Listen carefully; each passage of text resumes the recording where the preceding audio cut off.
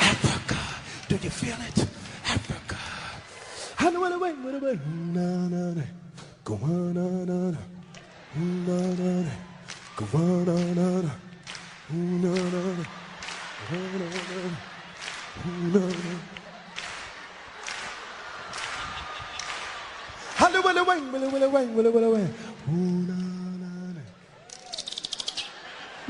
Africa.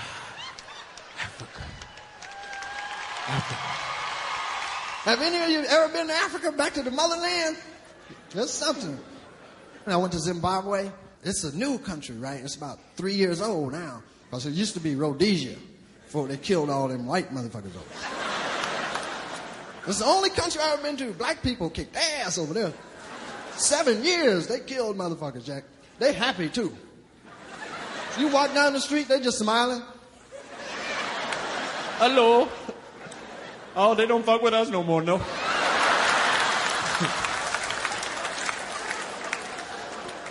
Today, Swango was arraigned on a federal fraud charge in connection with lies he allegedly made to get hired as a resident in 1993. I got all the evidence that he was traveling with when he was arrested and all of his travel documents.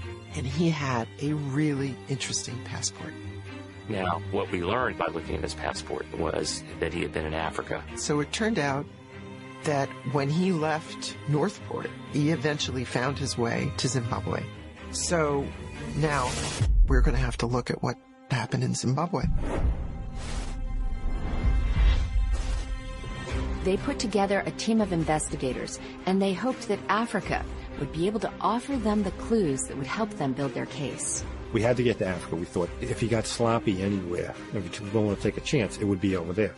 Maybe he's done something in Africa that could help inform us about what these murders were about here in the United States.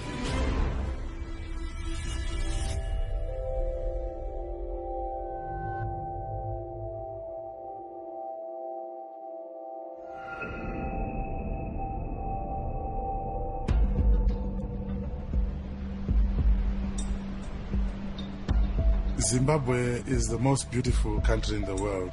I'm not ashamed to say that. It's a world of wonders. It's a beautiful country. It was my first time in Africa when I traveled over there. At that particular time, Zimbabwe was in the middle of the AIDS epidemic. There was a shortage of doctors in Zimbabwe, and there were many foreign doctors who came to practice because of the shortage. Michael had come through the evangelical Lutheran church, and there was a pathway for bringing foreign doctors over. When he got to Africa, people at the hospital asked him, "What's your background? Why are you coming here?" And he would tell them, "Well, I've been so blessed, I think it's time I gave back." And people were dying to hear that and believe it. Swango was assigned to the Benin Mission Hospital. The people he treated were mostly obstetric patients who were delivering babies.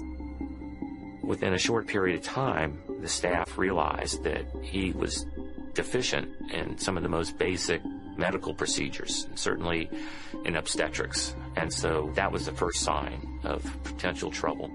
We learned he also might be connected to some suspicious deaths that occurred at the hospital during the time that he worked there. I got to the hospital, people were talking. This doctor has been here and been injecting people.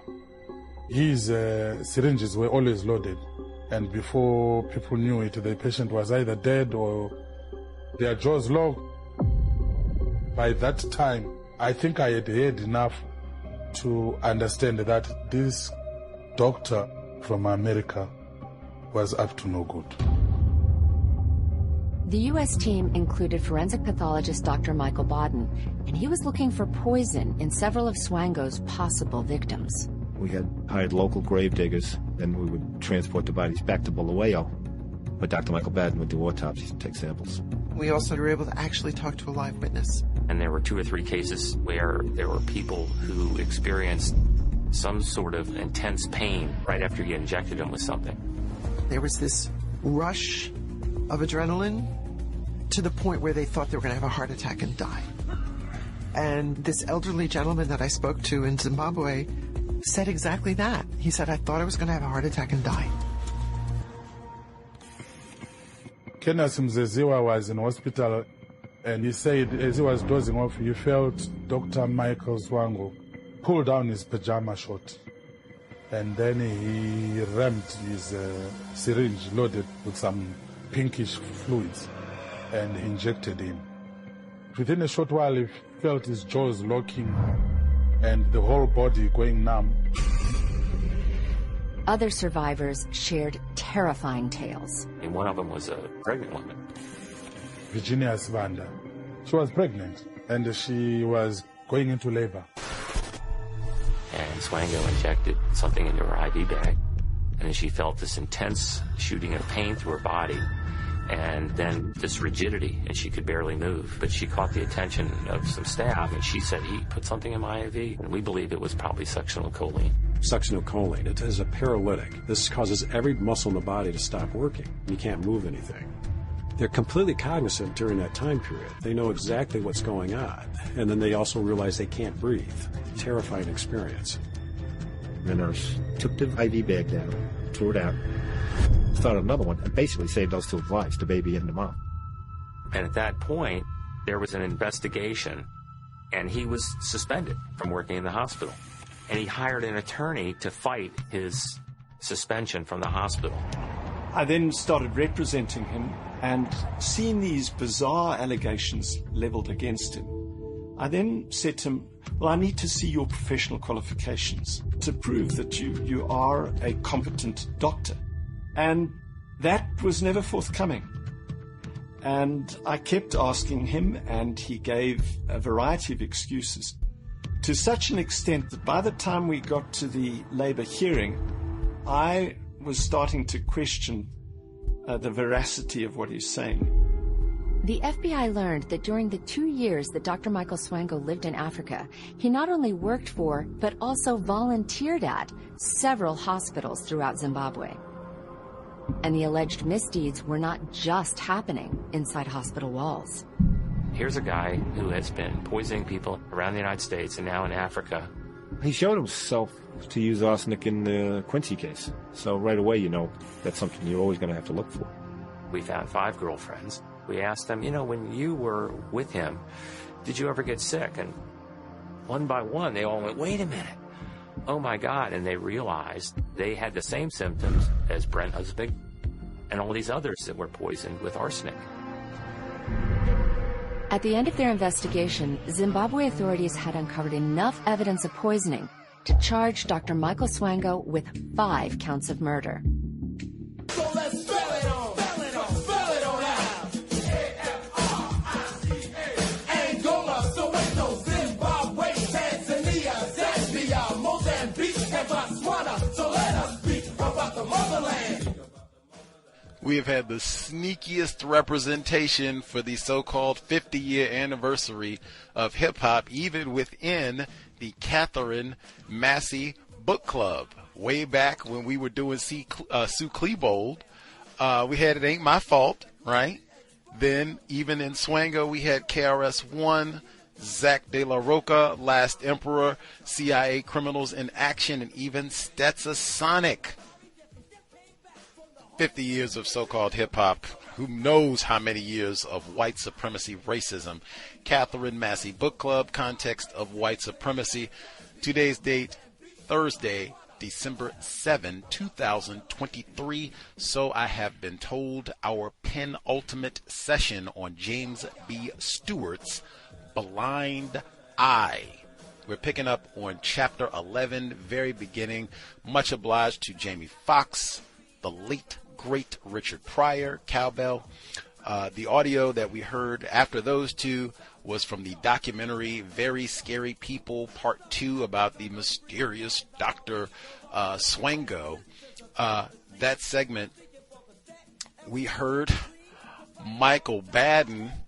How many times have we heard Michael Baden? So he testified in the O.J. Simpson trial. He was brought in and wrote about Joseph G. Christopher.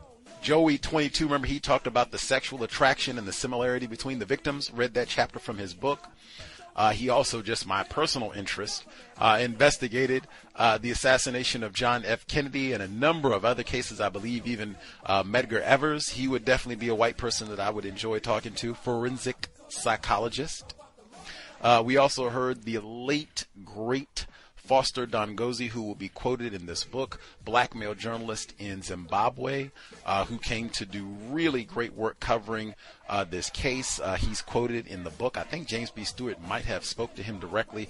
He's the person who talked about Zimbabwe being such a beautiful place. I am hoping to try to get copies of his reports. I think that would make for great reading, just to see, how did he understand white supremacy, racism, and how was that interjected in his coverage of the Michael Swango case over in Zimbabwe. But the great Foster Dongozi, who passed away in 2020. We had the girlfriends. Man, they said they went and started talking to girlfriends and asking for the symptoms. I would have known, did he have black girlfriends, non-white girlfriends, while he was on the continent? Cowbell again, that would be one, and then that he poisoned them all.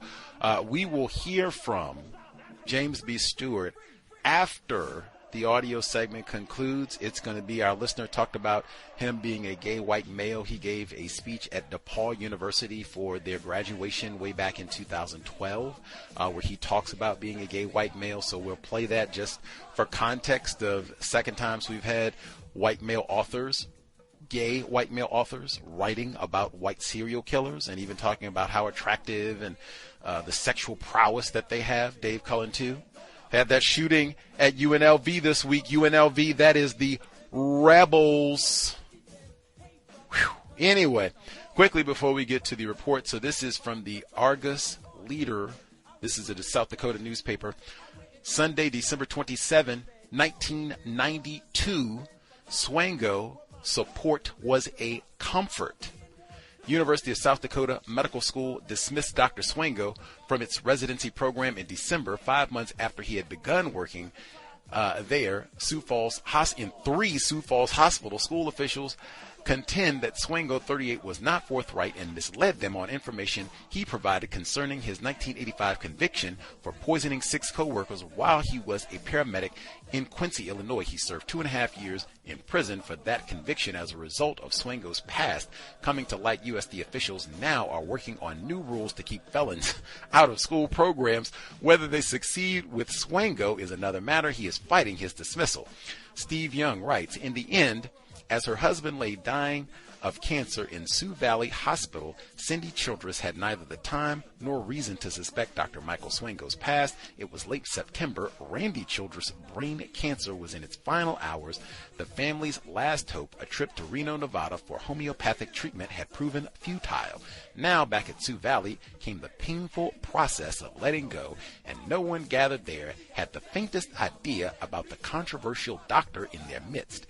I don't know what happened in his past, Cindy Childress says today of Swango, who was dismissed December 2 from his residency position at the University of South Dakota Medical School for failing to fully divulge a 1985 felony conviction.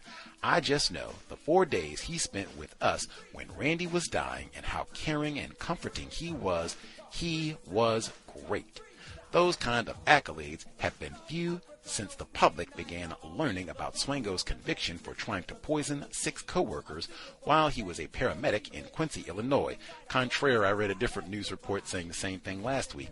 Swango, 38, spent 2.5 years in prison on that conviction. He also was suspected in the deaths of several patients while an intern at Ohio State University hospitals in 1983, though never charged. As a result of those revelations, USD is looking at its process for accepting applicants into the residency program. But Cindy Childress's assessment of the man who helped care for her former carpenter husband from Alvord, Iowa, has not changed. in 2.5 years of fighting this, there are so many doctors we dealt with that treated us simply as numbers, as there were good physicians, says Childress, 36. Dr. Swango impressed me as being one of those who was very caring and very compassionate. For the few days that they were at Sioux Valley until her husband died September 24, Swango came in to see them 4 or 5 times a day. Childress says he took time to know their 4 children, she says, and when the family decided to end life support, Swango stayed with them from the time the tubes and machines were removed until Randy Childress died. News of his troubles floored Cindy Childress at first and concerned her, but after talking to friends and nurses at the hospital about Swango's time with her husband, I believe our best interests, both Randy's and mine, were always utmost in his mind, she says. I think he did everything he could, and she appreciates that. I'm not his judge. I don't think anyone can be his judge. That's what the last white woman said. Childress said, I just know that when someone makes that kind of impression on you in a difficult time in your life, you want to try to keep it. The way he treated us was a real comfort. Cindy Childress, and she has a picture of good old Randy with her. I thought I was even looking to see if she was going to have a picture of old Mike 00 in there too, hooked up with the children and everything. Like I got 7 Up for everybody. Here you go for the children. Katherine, Massey, Book Club. What do it mean to be white? People don't talk that nice about me, and I ain't poisoned nobody, I promise you. James B. Stewart, Blind Eye, audio segment 1. Angola, Soweto, Zimbabwe, Tanzania, Zambia, Mozambique, and Botswana. So let us speak about the motherland.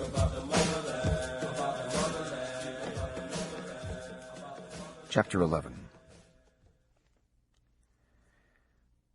David Coulthart, then 38, tall, slender, sandy-haired, and articulate, seems at first glance the embodiment of Bulawayo's colonial British heritage.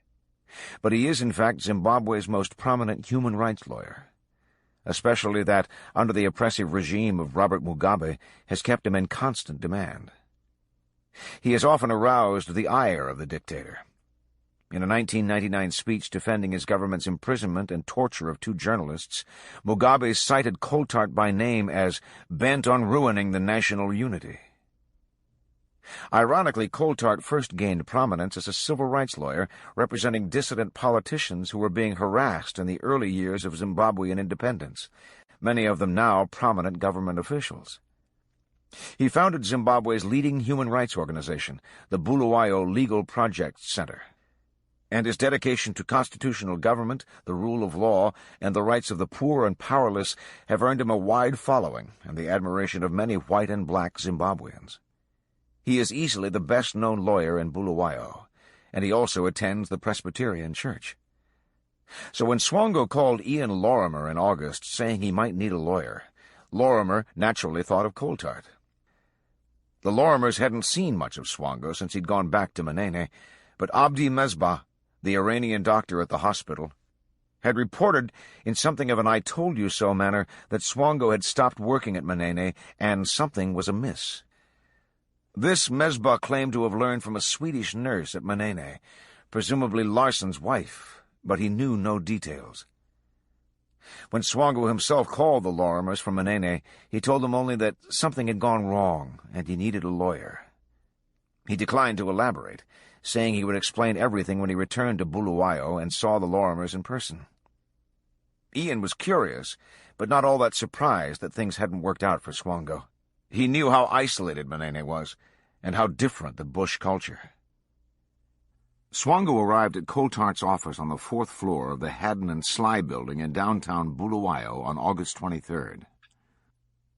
The blond young doctor struck Coulthart as quiet, almost timid, but idealistic and determined to clear his name. He said that he had been summarily suspended by the provincial minister of health without being told any specific charges or given any opportunity to respond. All he knew, he said, was that he was accused of having given some patients injections that caused ill effects, and that he was being unfairly blamed for the deaths of a few patients who had died of natural causes. He added that the police had come to his house at Manene armed with a search warrant and had seized a quantity of drugs he kept there.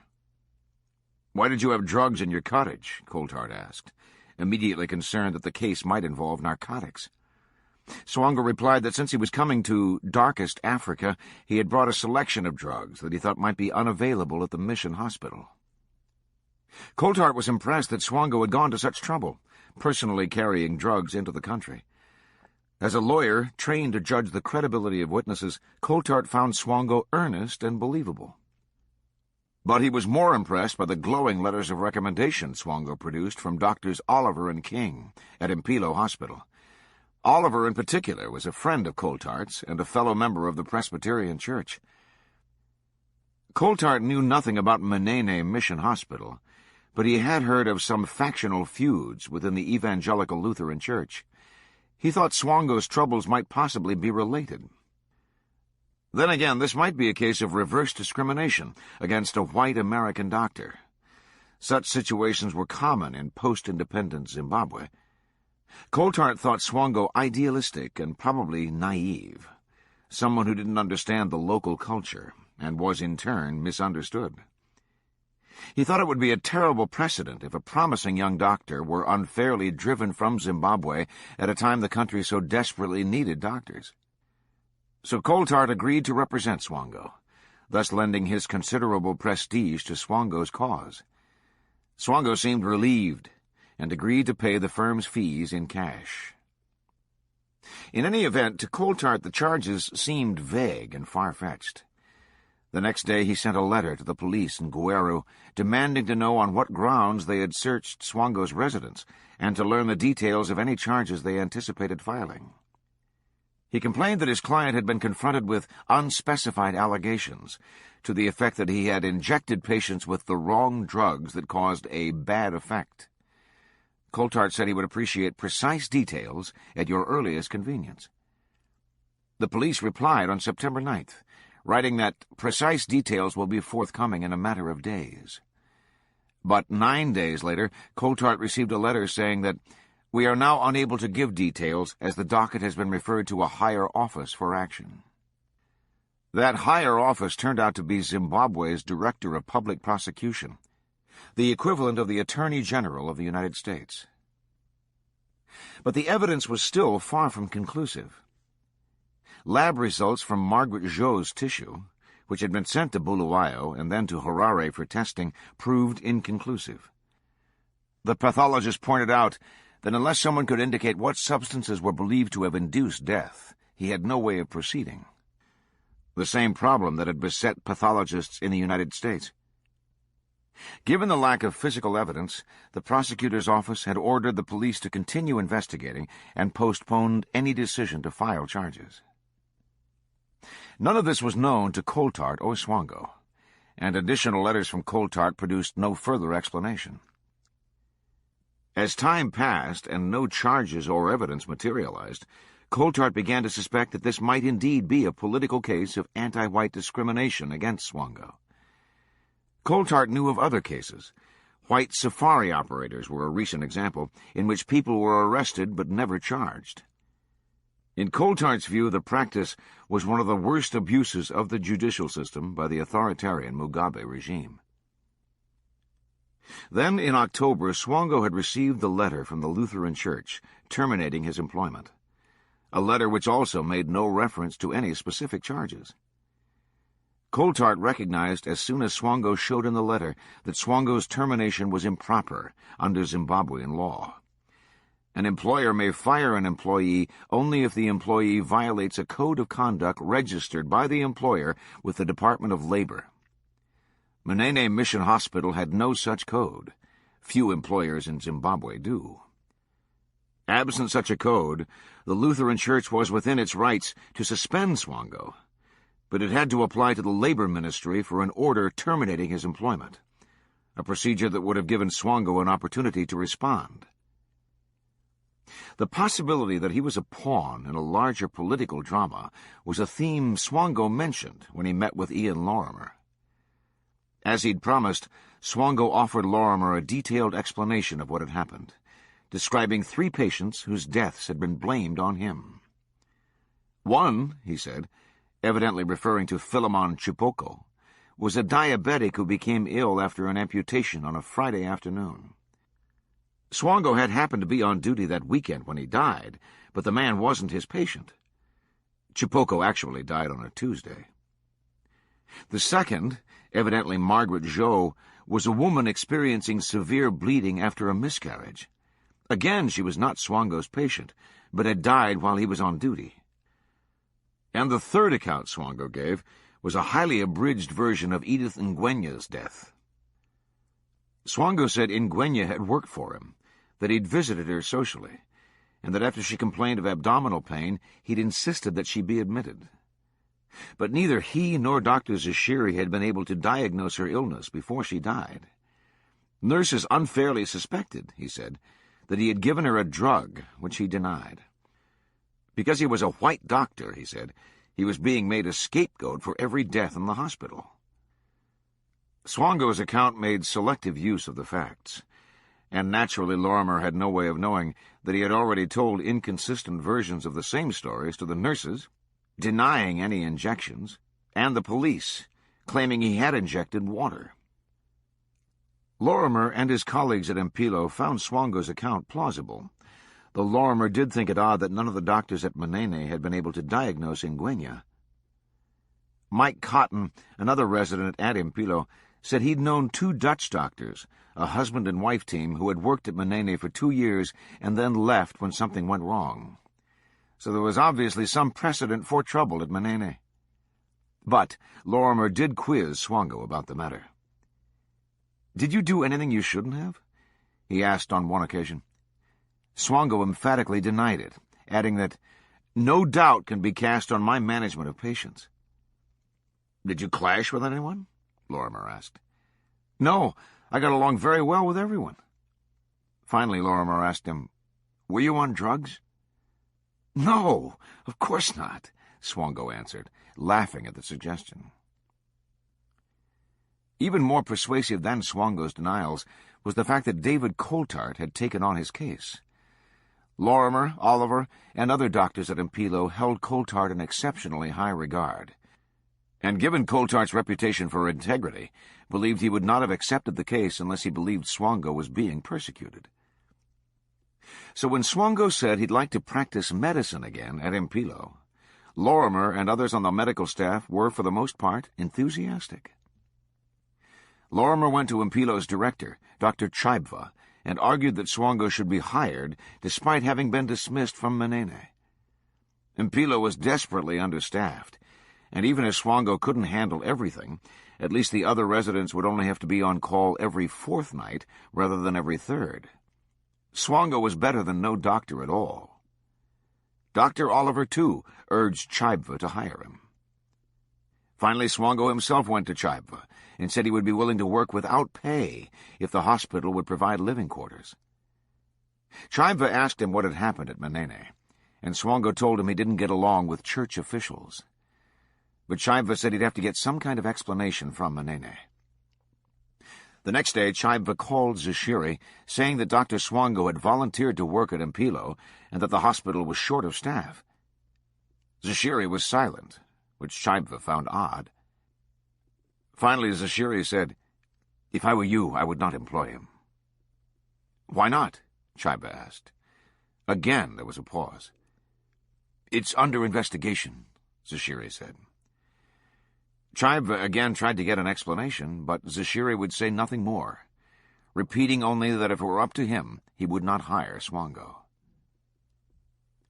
Despite this admonition, Chibva made no further inquiries about what had transpired at Manene. He assumed, as his staff doctors had, that the problems had arisen from disputes over religious doctrine, not medical matters. And in any event, Swango's license to practice medicine was still in effect. Chibva restored Swango's hospital privileges, and Swango took up his duties at Mpilo. He began living in a room that had been used for residence when they stayed at the hospital overnight. It had a private bath and a separate entrance, and it also provided immediate and discreet access to the hospital wards at any hour of the day or night. By actually taking up residence in the hospital, Swango could now reach virtually every patient without being noticed by other members of the staff. In no time, it seemed, Swango resumed his congenial life in Bulawayo. The weekly prayer meetings at the Presbyterian Church, the volleyball and table tennis games, the visits to the Lorimers and the Myrtles. He even babysat for Lorimer's infant daughter, Ashley. People thought it laudable that he was willing to work without pay at Impilo. He threw himself into his job, carefully writing down the full names of all his patients so he could greet them by their first names. He became an advocate for patients' rights, arguing, for example, that people were having to wait too long before having operations once their conditions were diagnosed. Though they had been curious when he first arrived, no one now thought it odd that Swango, who could presumably go anywhere and earn a handsome living, was working without pay and living in a room in the hospital. But word of the mysterious deaths at Manene, already widespread in the Mbarengwa region, inevitably reached a wider audience in Bulawayo. In mid-January, a local newspaper, the Sunday News, ran an unbylined article with the headline, "Expat Doctor Experimenting on Patients," the first published account of Swango's activities in Africa. The article read, "An expatriate doctor at a hospital in Mbarengwa is alleged to have been experimenting with some drugs on patients, resulting in the death of 3 of them," the Sunday News has learned. The doctor, who is white, has since been relieved of his duties, and it is reliably understood that he was arrested by members of the Criminal Investigations Department and is still in the country, helping police with investigations. Sources said the doctor was using drugs imported from his country on patients, especially women. 3 people died as a result, but the Sunday News could not establish whether the deceased were all women. Officers from the CID have carried out their investigations as far as Gweru Central Hospital. Though there weren't many white doctors in Mbarengwa, the article didn't mention names or even the doctor's nationality, and was both sketchy and inaccurate. It didn't alarm Lorimer and the other doctors at Impilo, who were already aware of Swango's dismissal, nor were there any follow-up articles. Then one evening Lorimer's mother phoned him from Harare, where that day she had had lunch with someone who worked in the Ministry of Health. When Mrs. Lorimer mentioned that her son was a resident at Impilo Hospital, the health official had told her about an American doctor who had interned there, who had done some terrible things at Manene Hospital, including administering poisonous injections. Mrs. Lorimer had immediately recognized that the doctor must be Dr. Swango, Ian's friend. "I don't believe it," Lorimer told his mother, dismissing the stories as preposterous rumors. "It's all political, and he's being framed." He insisted that he knew Swango well enough to trust his instincts, and his mother seemed satisfied. Still, her last words to him in the conversation were, "Be careful. Beware." The next day Lorimer did say something to Swango to the effect that there were rumors he had injected people at Manene, which was odd since doctors generally don't administer injections. "Did you ever give injections?" Lorimer asked him. "Did you ever experiment with poisons?" Swango seemed shocked and genuinely puzzled. "No," he said, shaking his head emphatically, adding only that he had occasionally administered intravenous antibiotics because some of the nurses were nervous about doing it. But the Iranian doctor, Mesbah, was also continuing to raise concerns about what had happened at Manene, based on second-hand accounts he was hearing from the nursing staff. Finally, Mike Cotton said he'd go to Manene and investigate himself. When he returned, he said rumors were running rampant. Swango was being blamed for scores of deaths, even of patients who died while Swango was doing his internship at Impilo. This was obviously preposterous, and it undermined all the claims against him. Thus, continuing reports about Swango's activities paradoxically seemed to strengthen the sense that he was a victim of anti-white prejudice. This was reinforced by Swango's demeanor, his enthusiasm for practicing medicine, the care that he bestowed on his patients.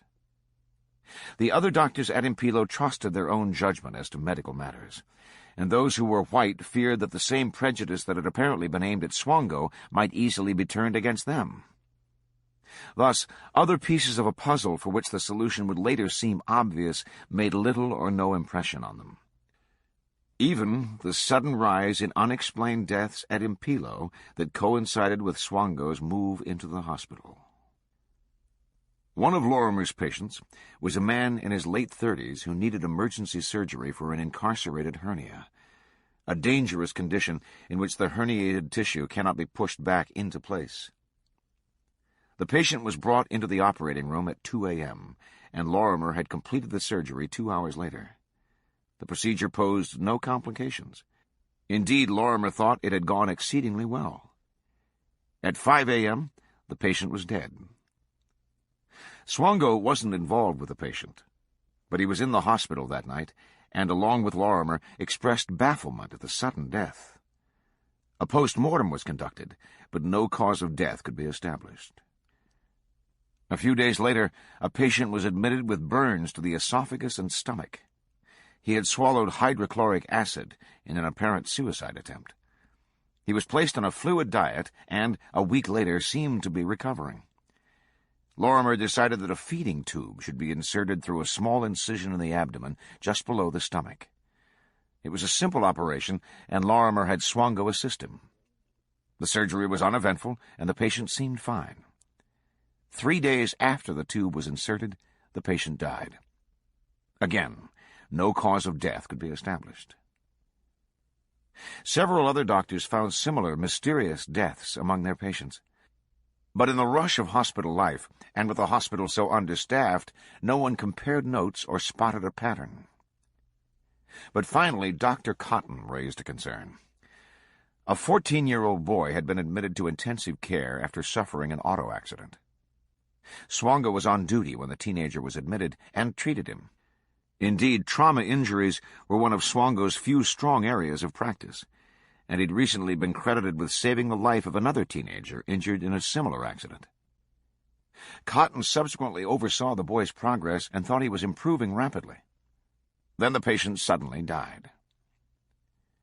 Given the nature of the rumors from Menene, it was perhaps inevitable that eventually Swango would be linked to the deaths at Impilo. I wonder if Mike was somehow involved, Cotton mused to Lorimer after discussing the mysterious case. But the two concluded it was impossible. Hadn't Swango just saved another teenager in similar circumstances? Despite the problems at Menene, the long hours at Impilo, and his cramped living conditions, Swango himself seemed happier than ever, delighted to be back at Bulawayo. Although he had been dating a black nurse at Impilo, he now seemed smitten by a thin, dark-haired young woman with 2 children, Leanne Payne, who had recently moved back to Bulawayo to live with her parents after separating from her husband in South Africa. He brought her to services at the Presbyterian Church, introduced her to the Lorimers and Myrtles, and spent extended periods of time with her and her young children. Swango would often speak to the Lorimers about what a difficult time Leanne was having. Her husband, he claimed, had been abusive, but her parents were strongly opposed to divorce and didn't approve of her dating Swango. But neither did they seem all that pleased that she had come back to live with them, especially her father, who often complained about the children, Swango said. At one point, Swango told Lorimer that he felt so sorry for her, given what she'd been through, that he had offered to pay for some therapy for her. He asked Lorimer for the names of some psychologists or counselors who might be able to help. Ian Lorimer wasn't sure that Leanne felt as strongly about Swango as he did about her. While she was obviously shaken by the apparent failure of her marriage and needed a friend, Lorimer thought that Swango often dominated her in conversation and seemed to want to control her movements, the very kind of relationship-threatening behavior that was discussed at the Lorimers' marriage seminars. Leanne mentioned this to the Lorimers on occasion, and also that Swango talked too much, a problem the Lorimers were familiar with. But these seemed minor complaints. Much as the Lorimers enjoyed the company of Swango, they did find some of his tastes somewhat peculiar, especially for a professed Christian. On one occasion, the Lorimers rented the movie Pulp Fiction, because Swango said it had been a popular and critical success in America and had revived John Travolta's career. They invited Swango to watch it with them.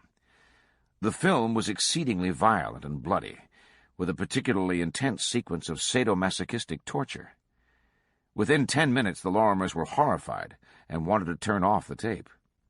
But Swango was fascinated, insisted on watching, and said afterwards that he loved the film. They ascribed his enthusiasm to the fact that Swango was a film buff. He attended every film festival in Bulawayo. He seemed to know every classic movie and devoured reviews of new films in Time and Newsweek. He watched 12 Angry Men, the 1957 film about a murder trial, with the Lorimers, and proclaimed it a brilliant film, which he'd like to see again. He was also wildly enthusiastic about 2 films that became available on video while he was in Bulawayo. One was The Shawshank Redemption, a critically acclaimed 1994 film in which a young banker is unjustly sent to prison for the murder of his wife and his wife's lover. But his favorite, he often said, was 4 Weddings and a Funeral, which he described with delight as a sleeper, a film that Hollywood hadn't expected to do well, but had taken the movie world by storm. Nominated along with Shawshank Redemption for an Academy Award for Best Picture, the film features Hugh Grant as a young man whose own romance unfolds in the settings of his friends' weddings. But for many viewers, the film's most moving sequence concerned the sudden death and the funeral of another character. Violence and death often surfaced one way or another in conversations with Swango. One evening, Swango gave the Lorimers copies of an article he had clipped from the South African edition of Reader's Digest, and insisted that they read it. He continued to pester them about it until they said they had. The article, Stalking Evil, was an excerpt from a book by John Douglas, an FBI agent who, the article said, did nothing less than peer into the minds of serial killers and rapists. Douglas had been instrumental in developing psychological profiling as a technique in solving serial crimes, and as part of his work had interviewed numerous convicted serial killers. As Douglas wrote in the article, "It used to be that most crimes, particularly violent crimes like homicide, happened between people who knew each other, and resulted from feelings that we can all experience: anger, greed, jealousy, revenge. But these days more and more crimes are being committed by and against strangers. In recent years, a dangerous type of violent criminal has become more common, the serial offender. Because their victims are strangers and their motivations are complex, serial killers and rapists are the most difficult to catch of all violent criminals." The article surveyed a number of murders in which Douglas had been involved. While no clear psychological pattern emerged among the perpetrators, several were above average in intelligence. All but one were white. Some were the children of a domineering mother and physically abusive father. And some had suffered chronic bedwetting as children.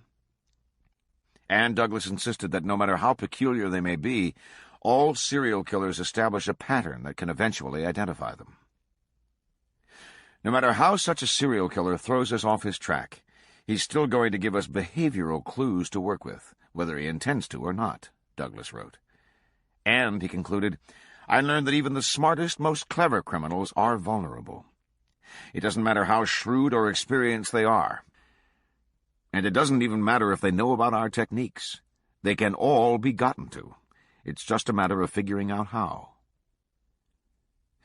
Ian and Cheryl read the article, found it mildly interesting, and wondered why Swango had gone to such efforts to share it with them. Swango's reputation at Impilo was now so solid that on March 4th, Dr. Oliver, at David Coulthard's request, wrote another glowing letter of recommendation for him, one that could be used in a suit against the Evangelical Lutheran Church. Coulthard had still gotten no further explanation from the police. 8 months later, on November 16th, he received a letter saying that the docket had long since been completed and that Swango should await the decision of the public prosecutor. But no charges were forthcoming, and the December letter went unanswered. Coulthard said that Swango himself could bring matters to a head by filing suit against the church, alleging wrongful discharge. While the Lutheran Church had told Coulthard that under no circumstances would it re-employ Swango, he might be able to collect damages and back pay. Swango was immediately enthusiastic, saying he wanted to go forward with the suit to clear his name. On the one hand, Swango's reaction was reassuring, since it would have been foolhardy to proceed if there were any truth to the reports from Manene. On the other hand, Coulthard at times wondered why Swango was going to such trouble and expense in an African country that was suffering so many problems and was not, after all, his native land. Before proceeding with the suit, he felt obliged to air these concerns with his client. "Why bother with this?" he asked Swango when the two met to go over the complaint. "Why not go back to the U.S.? You are a medical doctor. You could practice anywhere." But Swango insisted he loved Zimbabwe and wanted to stay. And, almost shyly, he suggested a more important reason. He had fallen in love.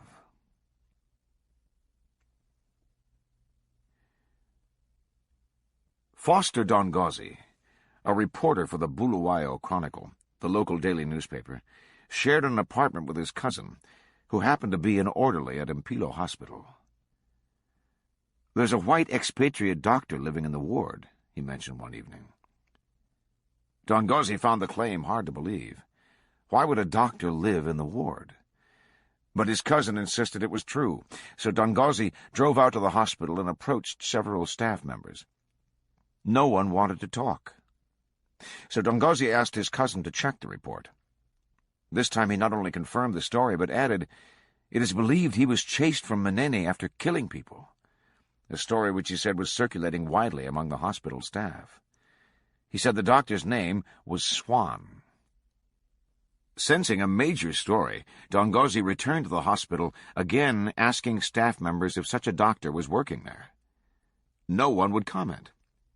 But several gave him cryptic smiles, and one urged him to speak to the hospital's superintendent. No one denied anything, and that suggested he was on to something.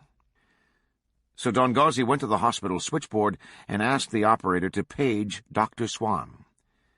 The operator declined, saying he thought the doctor was out. But just then a voice said, "Did I hear someone mention my name?" "Dr. Swan?" Dongozi asked, turning to a young blond man wearing blue corduroy trousers and a white lab coat. "I'm Dr. Swango," the man replied. "Can I help you?" By this time several people had gathered in the switchboard room and were curiously looking on. Dongozi stepped out into the corridor and said, "My name is Foster Dongozi, and I'm a reporter for the Chronicle." Dongozi noticed that Swango's eye began to twitch. "I understand you're being investigated for a series of deaths at Manene Hospital."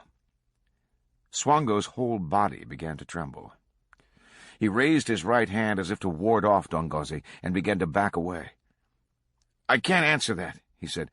"Talk to my lawyer." He began to run down the corridor. "What's his name?" Dongozi shouted after him. "David Coulthard." Swango rounded a corner and disappeared.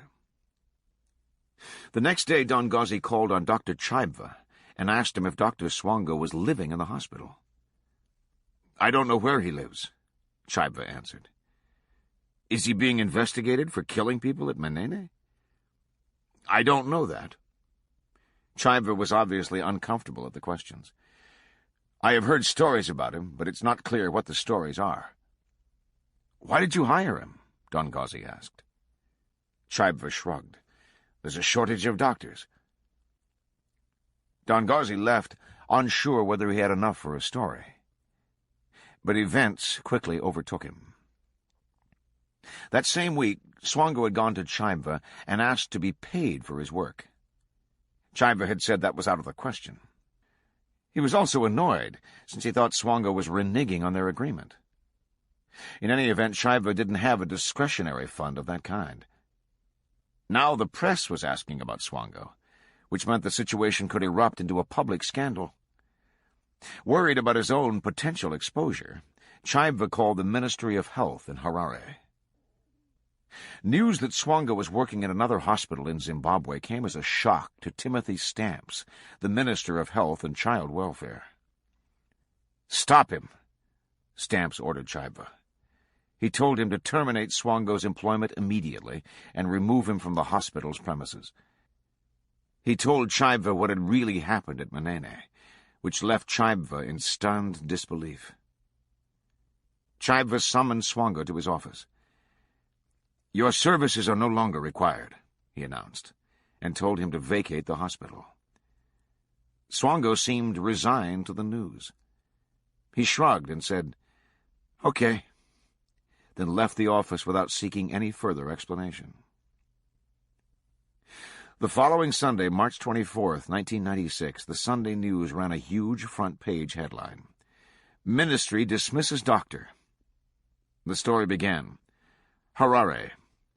The Minister of Health and Child Welfare is investigating an American expatriate doctor for allegedly fatally injecting 5 patients at a district hospital in the Midlands province."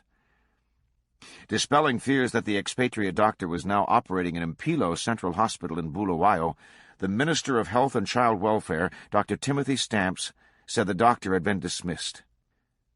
He said the doctor only worked for a week at Mpilo, where, due to an acute shortage of medical practitioners, he had been employed after being dismissed by the ministry in October last year. The American doctor has been accused of deliberately and unlawfully experimenting with patients at Manene District Hospital in Mbarengwa by injecting them with unknown chemical substances which allegedly led to the death of 5 patients at the hospital. The article was much more extensive and accurate than the brief January account in the same newspaper. It alleged that the doctor had sneaked into patients' wards at night, that nurses actually saw him give the injections, and that a cocktail of drugs was discovered by police at the doctor's house in Manene. Still, the article did not name the doctor. Dongozi was upset that the Chronicle's sister publication had beaten him to the story. "We've been scooped," his editor complained.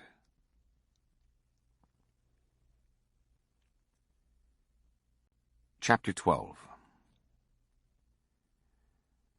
Lynette O'Hare excused herself from the guests at her champagne brunch to answer the phone. Born in British Burma, O'Hare had moved to Rhodesia as a child. Tall, with erect posture, she had a dignified manner, impeccable manners, and an accent that all spoke of her colonial British background and her training at the London Academy of Music and Dramatic Art. She had the servants get out her best crystal and silver for the occasion, a farewell party for her daughter Paulette, who, at age 27, was leaving home and, like many other white Zimbabweans in recent years, moving to England. "Paulette," O'Hare called, "it's for you." Despite the festive trappings that morning in late March 1996, O'Hare was depressed that her only daughter was moving so far away. Her husband had died in 1990, and his hunting trophies, including the head of a water buffalo, hung on the walls. She'd become a certified public accountant, though her real loves were drama and speech, and she had taken a job at National Foods to support herself and their daughter. Now that Paulette was leaving, O'Hare would be left without close relatives at Bulawayo. Not that she was likely to be alone with time on her hands. She had 2 servants, Mary Chimwe and Elizabeth Corredo, who lived in a cottage next to the swimming pool, and were in the house most of the day, as well as a gardener who maintained the collection of flowering vines and plants in the walled gardens that surrounded her spacious house in Malandela, an attractive suburb just south of the Bulawayo Golf Club. O'Hare not only had her job, but was prominent in Bulawayo's influential Rotary Club and the Presbyterian Church, though she was contemplating conversion to Catholicism. She also gave private voice lessons. Still, she'd miss Paulette and her youthful circle of friends, who so often enlivened gatherings at the house. When Paulette returned from taking the call, she seemed delighted. "It's an American chap I know from Bible study," she told her mother. "Why don't you take him in?" Indeed, every Tuesday evening the Bible group joined hands to pray for one cause or another, and just the week before, Paulette had asked everyone to pray that someone nice would come to live with Mum. Paulette had pretty much convinced her mother that the solution to her anticipated loneliness was to find a suitable lodger, and now a possibility had presented itself. The gardener admitted Michael Swango through the front gates a few days later, on March 31st, 1996, and O'Hare met him at the door. She noticed a tic or squint that seemed to affect his right eye. She looked around to see what kind of car he drove, but there was none in sight. He introduced himself as Michael Swan. O'Hare invited him into the parlor, where the two sat down and Corrado served them tea. O'Hare was immediately reassured when Swan told her he was a doctor, a profession that was not only eminently respectable, but would assure her of steady rental payments. He said he had been working at Mpilo Hospital and had come from America to help uplift the Africans, to do his part for humanity. She asked him his age, and he teasingly replied, "How old do you think I am?" 35, O'Hare guessed. "Oh, no," he answered in mock indignation. "I'm 27. "That's Paulette's age," O'Hare exclaimed, delighted that she would have someone her daughter's age around the house. It seemed that in no time Swan had ferreted out O'Hare's interest in military history, something that even some of her friends in Bulawayo didn't know about.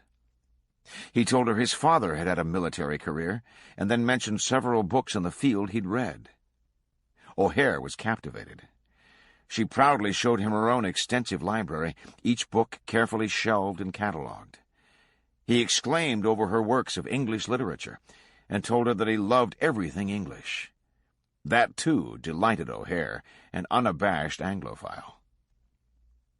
Terms of Swango's lodging were quickly reached. O'Hare would provide a room, breakfast, and lunch. Lizzie Corrado and Mary Chimway would clean, provide linens, do the laundry, and cook for him. In return, he would pay 800 Zimbabwe dollars per month. He would also be responsible for buying his own meat for the evening meal. O'Hare gave him a choice of bedrooms, and he picked the one that had been Paulette's at the rear of the house. O'Hare found him charming, delightful, articulate, and well-read. She could hardly believe her good fortune. It seemed that Paulette's prayers had indeed been answered.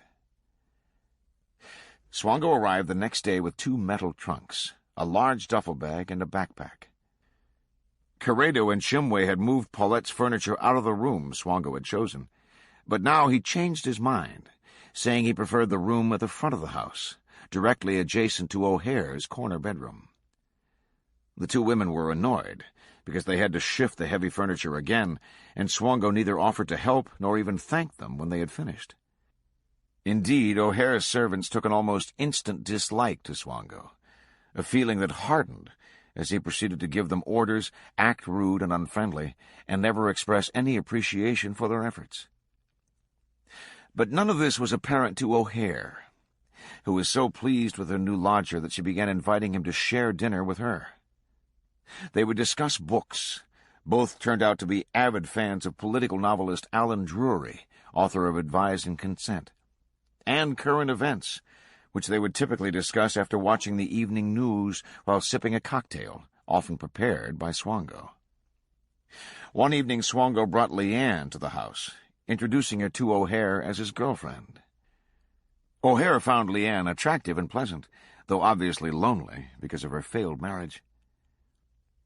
O'Hare did notice, however, that Swango never seemed to be at work at the hospital, or anywhere else for that matter. Corrado and Chimway reported that he spent most of his days in the house. "Are you taking a leave?" she asked one evening. "No," he replied. "I'm waiting for my work permit to come through." This sounded plausible to O'Hare, who, like many white Zimbabweans, had been appalled by the decline in administrative efficiency since independence. She gave the matter little further thought, assuming the permit would arrive in due course. She hadn't noticed the article in the Sunday News, which appeared the same day as the brunch. Another reason that Swango was home so often was that Leanne had curtailed their visits and outings. Her husband was coming from South Africa to visit the children, and she said she thought it best if Swango wasn't around when he arrived. When he told Lorimer this news, Swango seemed incredulous.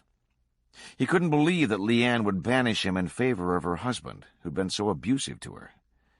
Though he was upset, he remained confident that Leanne would come to her senses, as he saw it, and resume their relationship as soon as the husband left. But during the visit, Leanne phoned to tell Swango that she and her husband might reconcile, as her parents hoped they would do. Although she didn't mention it, it is also possible that she or her parents had seen the Sunday news article and connected it to Swango. Whatever the cause, she said she couldn't see Swango again and broke off the relationship. When O'Hare saw Swango that evening, he was ashen and shaken. He could talk of nothing but Leanne, and seemed desperate. He even asked O'Hare to phone Leanne to tell her she was doing the wrong thing. But O'Hare demurred, feeling it would be pointless to get in the middle of what was obviously a tangled domestic situation. Besides, she didn't even know Leanne, having met her only on the one occasion. Swango seemed bitterly disappointed, as though O'Hare had let him down, and retreated to his room. There he remained for 8 days. He stopped shaving, and looked increasingly gaunt and haggard. His curtains were drawn. He refused to emerge for meals, demanding that one of the servants bring them to him on a tray. When they knocked on his door, he opened it only slightly, before wordlessly taking the tray and slamming the door shut. He refused to allow Corrado and Chimway to clean the room, answering their knocks with a surly, "Who is it?" and "What do you want?" Finally, he told them, "Don't worry about me. I'm only worried about my girlfriend." If he encountered O'Hare when he emerged to use the bathroom, he'd immediately retreat, or rush to the bathroom and close the door. When O'Hare's nephew, Duncan, visited from South Africa, she insisted that Swango come out to meet him. He did so, briefly, seemed hostile, and immediately returned to his room. When the Kerrs, other friends whom she wanted Swango to meet, came for drinks, Swango refused to greet them. O'Hare was so worried about Swango that when she had to leave for a visit to South Africa, she feared he might attempt suicide. She called a local organization, the Samaritans, spoke to a psychologist named Dave, and asked him to phone Swango in her absence. But Lizzie Corrado took a more wary view of Swango. She told O'Hare that she was growing frightened of him, and that he had treated her and Mary Chimway rudely. Once he threw a tantrum, saying he didn't like the smell of floor polish. He continued to lock the two women out of his room so they couldn't clean, asking, "Why are you so curious? What do you want to see?" Swango insisted on the same breakfast every morning: 2 fried eggs, 4 slices of toast, and a full kilogram of fried bacon. He was furious if he was served less than a kilogram of bacon, which Corrado thought was an exorbitant and costly amount. He also ran up electricity bills, always using a space heater while he bathed, and frequently using it in his bedroom as well. Few homes in Bulawayo have central heating. When O'Hare complained about the high electricity bills, Swango denied using the heater. Corrado and Chimway were too frightened to contradict him, though they knew he was lying. Even more ominous, Lizzie had recently mentioned to her boyfriend that they were living with an American doctor, and the boyfriend had asked, "Is he the one who killed people at Manene?" Shocked, she replied that no, he worked at Mpilo, but the question had made her wonder.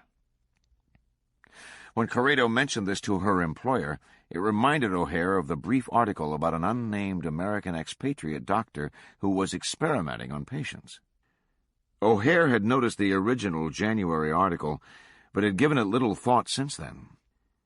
Now it dawned on her that she was living with a white expatriate doctor who had worked at Manene, and how many others fitting the description were there likely to be.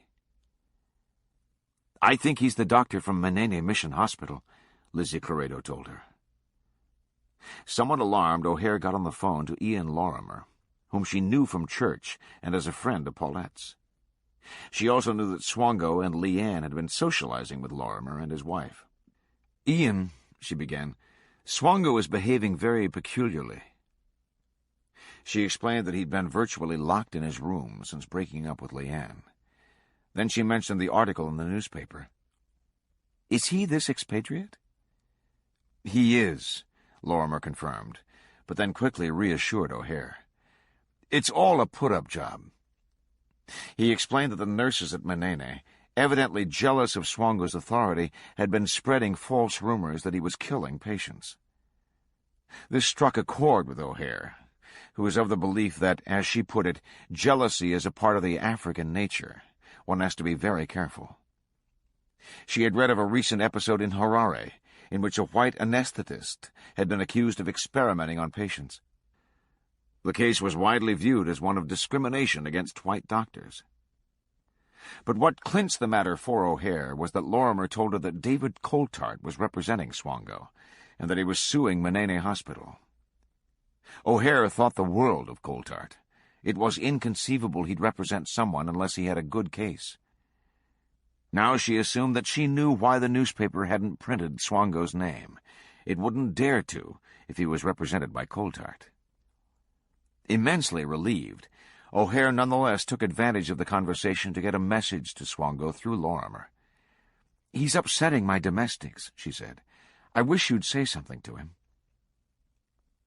The next day, having spoken to Lorimer, Swango emerged from his isolation to join O'Hare at breakfast. He had showered and shaved. "I understand you're worried," he said reassuringly. When she explained that she was indeed upset by his recent isolation and state of mind, and then had read the newspaper article, he offered much the same explanation that Lorimer had. The nurses at Manene had grown jealous, he said. That same morning he apologized to Lizzie Corrado and Mary Chimway. O'Hare felt her heart go out to this poor, young, idealistic doctor who was being persecuted, and she chastised Corrado for her dark suspicions. "If you were educated," O'Hare told her dismissively, "you would understand." In Newton West, a Bulawayo suburb south and west of O'Hare's house, life lately hadn't been easy for Joanna Daly. Recently separated from her husband, Steve, she was trying to keep divorce proceedings amicable. But he had taken up with another woman, a situation made all the more painful by his proximity. He was living in the servants' cottage on the property, while Joanna and the 4 children, all boys, ages 2 through 8, remained in the spacious ranch house with its kidney-shaped pool. With the often boisterous young children on her hands, Joanna couldn't think of getting a job outside the home, so she had begun a dressmaking business in the former sunroom. She could no longer afford the maids who once occupied the cottage, and had only a part-time gardener and handyman to help around the house. Her days seemed an unending sequence of cooking, laundry, and sewing, and she was barely making ends meet. Though Daly was attractive, slender, soft-spoken, with light reddish-brown hair, the idea that she might meet another man or go out on a date seemed remote to her. She hardly ever got out of the house, except to drive the children to school, and by nightfall she was usually too tired, even if she could have afforded a babysitter. So she was floored when Karen Kerr, Steve's sister, invited her to dinner late in June 1996, saying that there was a nice man she wanted Joanna to meet. Joanna told herself that she didn't want to meet another man, and certainly had no intention of remarrying. Still, she did her hair, put on makeup, and wore her most attractive clothing to the Kerrs' dinner. And, much to her surprise, she immediately found the man in question good-looking and charming. He was a doctor. He had apologized for his earlier rudeness in failing to greet the Kerrs, and through O'Hare's persistence they had since become friendly. The Kerrs, too, embraced Swango's version of what had happened at Manene. They told Joanna he had been persecuted while working there, unfairly blamed for the deaths of several patients. Indeed, when they introduced her to Michael Swango, they joked that his nickname was Dr. Death. Swango seemed instantly attracted to Joanna. Showing the same unerring instinct he had with O'Hare, he quickly discovered that both her father and uncle were career officers in the British military, and then told her all about his own military upbringing. His father served as a colonel in the army in Vietnam. The family had moved frequently. His father was authoritarian and was absent from the home for long periods. All of this Joanna could relate to. Her own father had been harsh and domineering, often belittling her achievements, scoffing at notions of women's rights. He had made her feel that her only option in life was to marry, have children, and be a housewife, which was what she had done. As she put it, "I'm used to being dictated to." But she needed to say very little.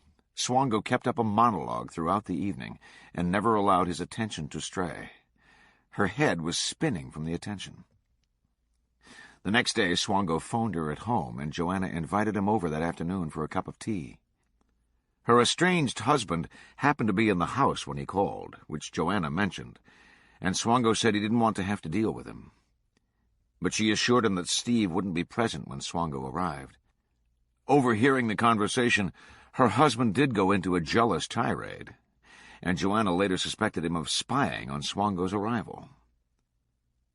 Swango came for tea and stayed for hours.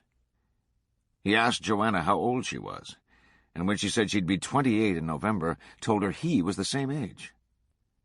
He talked about what a committed Christian he was, citing his attendance at the Presbyterian Church, at Bible study, and at the Lorimer's marriage seminar.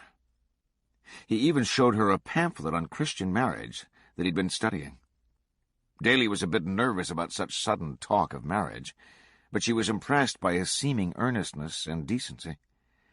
By the end of the afternoon, she felt all but overwhelmed by the handsome, attentive young doctor who had so suddenly brightened her otherwise bleak life. Soon Swango began spending nearly every day at Daly's house.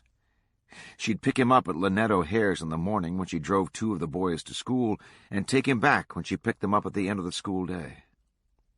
Often he would regale her with stories, especially of Mrs. O'Hare, whom he ridiculed as a fussy English aristocrat, always worrying that he was touching her things. He told Daly he was convinced O'Hare had commissioned the servants to spy on him. Swango would plan excursions for the two of them and the children, picnics, for example, or outings to a game park. He was a fitness buff and would sometimes go jogging in a West Virginia mountaineer's sweatshirt. He wouldn't eat sugar and fretted about getting enough fiber in his diet. Increasingly often, Joanna would prepare dinner for him, and he would stay with her for most of the evening. He told her how much he'd loved 4 Weddings and a Funeral, and when she said she had a VCR, he got a copy of the tape and they watched it together. Swango seemed especially to enjoy the part where the Hugh Grant character leaves his prospective bride at the altar in order to marry his real love, Andy McDowell. Daly came to realize that death and marriage were Swango's favorite topics. Swango continued his volleyball, table tennis, and badminton games, usually without Daly, but the two socialized with the Lorimers or visited the Kerrs or other friends of Joanna. One afternoon, Swango took her to meet his landlady, and O'Hare served them tea by the pool behind the house. But Joanna felt somewhat intimidated by O'Hare, whom she deemed to come from a higher social class than her own. And on the many other occasions when she picked Swango up or dropped him off at the house, she stayed in the car or remained outside the gate. Although Swango was talkative and sociable, most days he preferred to work alone in Daly's living room while she worked on her sewing. He always seemed to be scribbling in notebooks, doing some kind of writing, but he made it clear that he didn't want Daly to pry into his activities. Given how upset he was that O'Hare's maids were spying on him, Daly respected his privacy. She wouldn't go so far as to say she was in love with him, let alone that she would marry him, but the relationship blossomed into romance. Although Swango never spent any money on her or bought her gifts, neither had other men in her life, and she recognized that as a missionary doctor he was unlikely to have much money. After the emotional trough she had been in with her husband, she was flattered by Swango's affection and attention. While he never asked her in so many words to marry him, he often discussed the subject, saying how much he would like to be married, and leaving little doubt that she was his choice for a wife. Daly felt better about herself than she had in years. The gay rights movement is changing everything. Now I'm going to tell you a story that I've shared with only a few close friends, and never before publicly. It is not an easy story for me to tell, but it is an important one. Maybe the most important defining moment of my life. My father was beloved by everyone who knew him. He was a man of passion and conviction and great zest for life.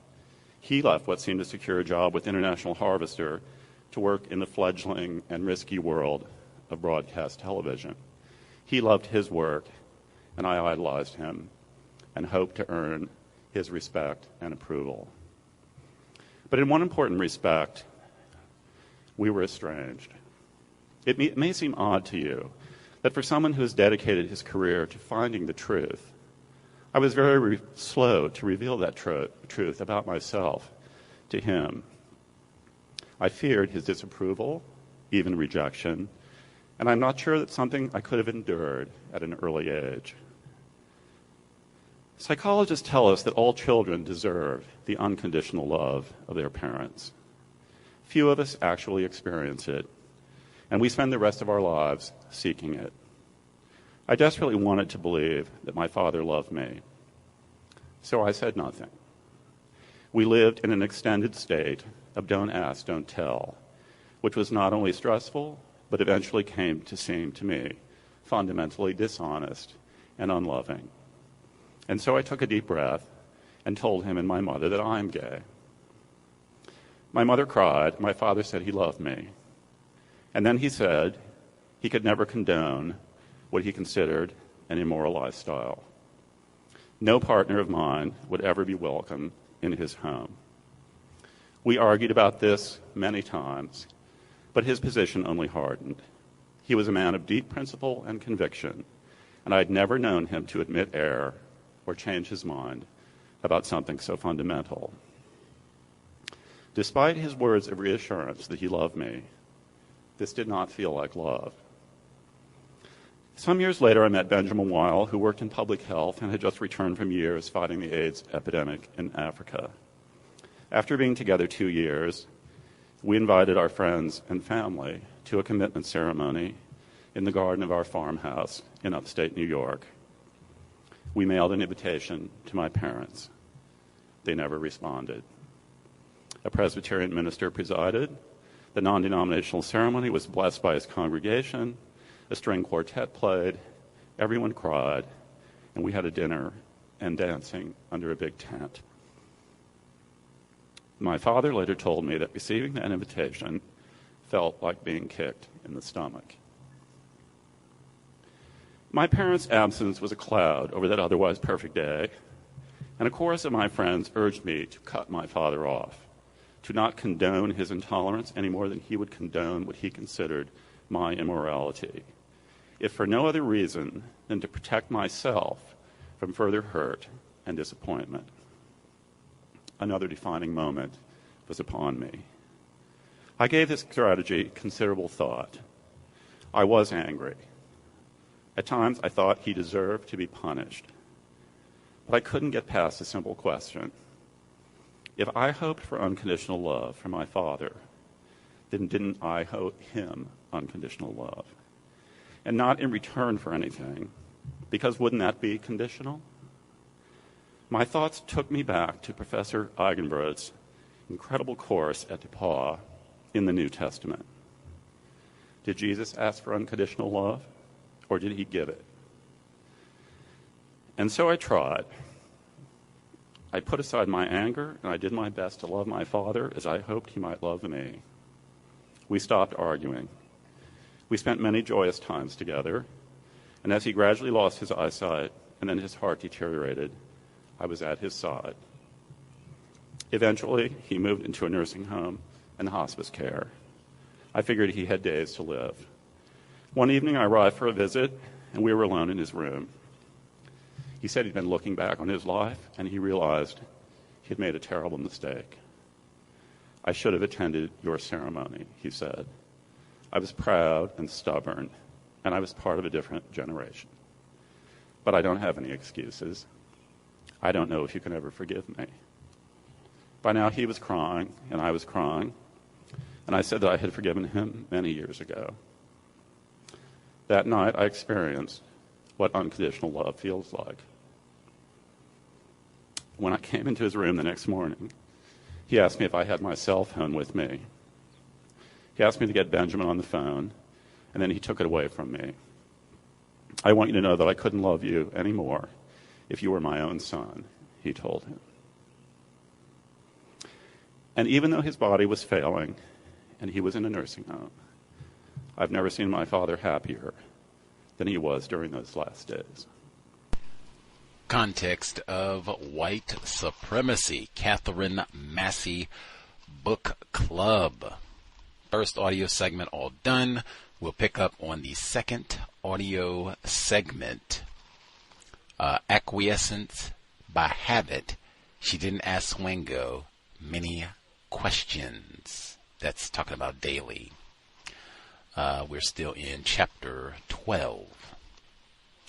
Number to dial if you have thoughts, observations, 605-313-5164. The code 564943 pound. Press star 61 if you would like to participate. One bit of extra information that would be helpful. I just said pound. So they mentioned that Swango demanded from the Negro servants in Zimbabwe, I need a full kilogram of swine bacon. They said, wow, that's a lot. That's what in the world? And they said, if he didn't get a full kilogram, he'd wig out. I said, how much bacon is a kilogram? That is 2 U.S. pounds of swine. I'm not even on the price component of it, which I guess is exorbitant, but just, wow. My arteries, what? I thought they said he was a fitness buff. How do you eat 2 pounds of bacon every day? I could die. The number again, 605-313-5164. The code 564943 pound. Press star 61 if you would like to participate. And it's not like he's eating this with anybody. This is all for me. A full pound of bacon? I can't even, my head. Or the other conversion. So the rent that he agrees upon with this British white woman, suspected white supremacist, Miss O'Hare, she's lonely, her children, empty nester. He's going to pay $800 Zimbabwe per month. I had to go get the conversion to figure out exactly how much is that. That is $2.21 U.S. $800 Zimbabwe is $2 $2.21 U.S.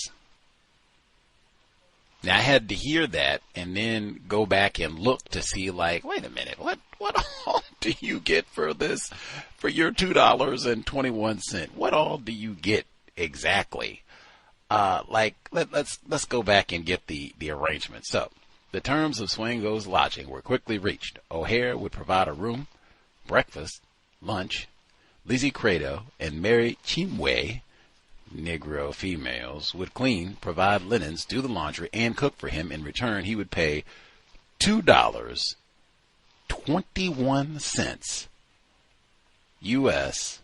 per month. And you can use U.S. currency in Zimbabwe, apparently. So, I mean, legit, you could have just dropped, like, what is that? Not even a Benjamin. That's a Franklin, right? Isn't it, what's on the $20 bill? That's Andrew Jackson. You could drop one Jackson. You could drop, in fact, you could take care of it all with a little extra because I'm going to use a lot of heat. You could drop one Jackson and one Lincoln. That's a $5 bill for folks outside the U.S. One Jackson, one Lincoln. That's a room and board for the whole year.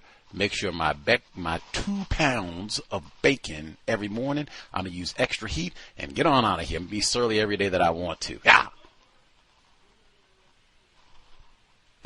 Come on, man. What does it mean to be white? Email untiljustice@gmail.com. Untiljustice@gmail.com.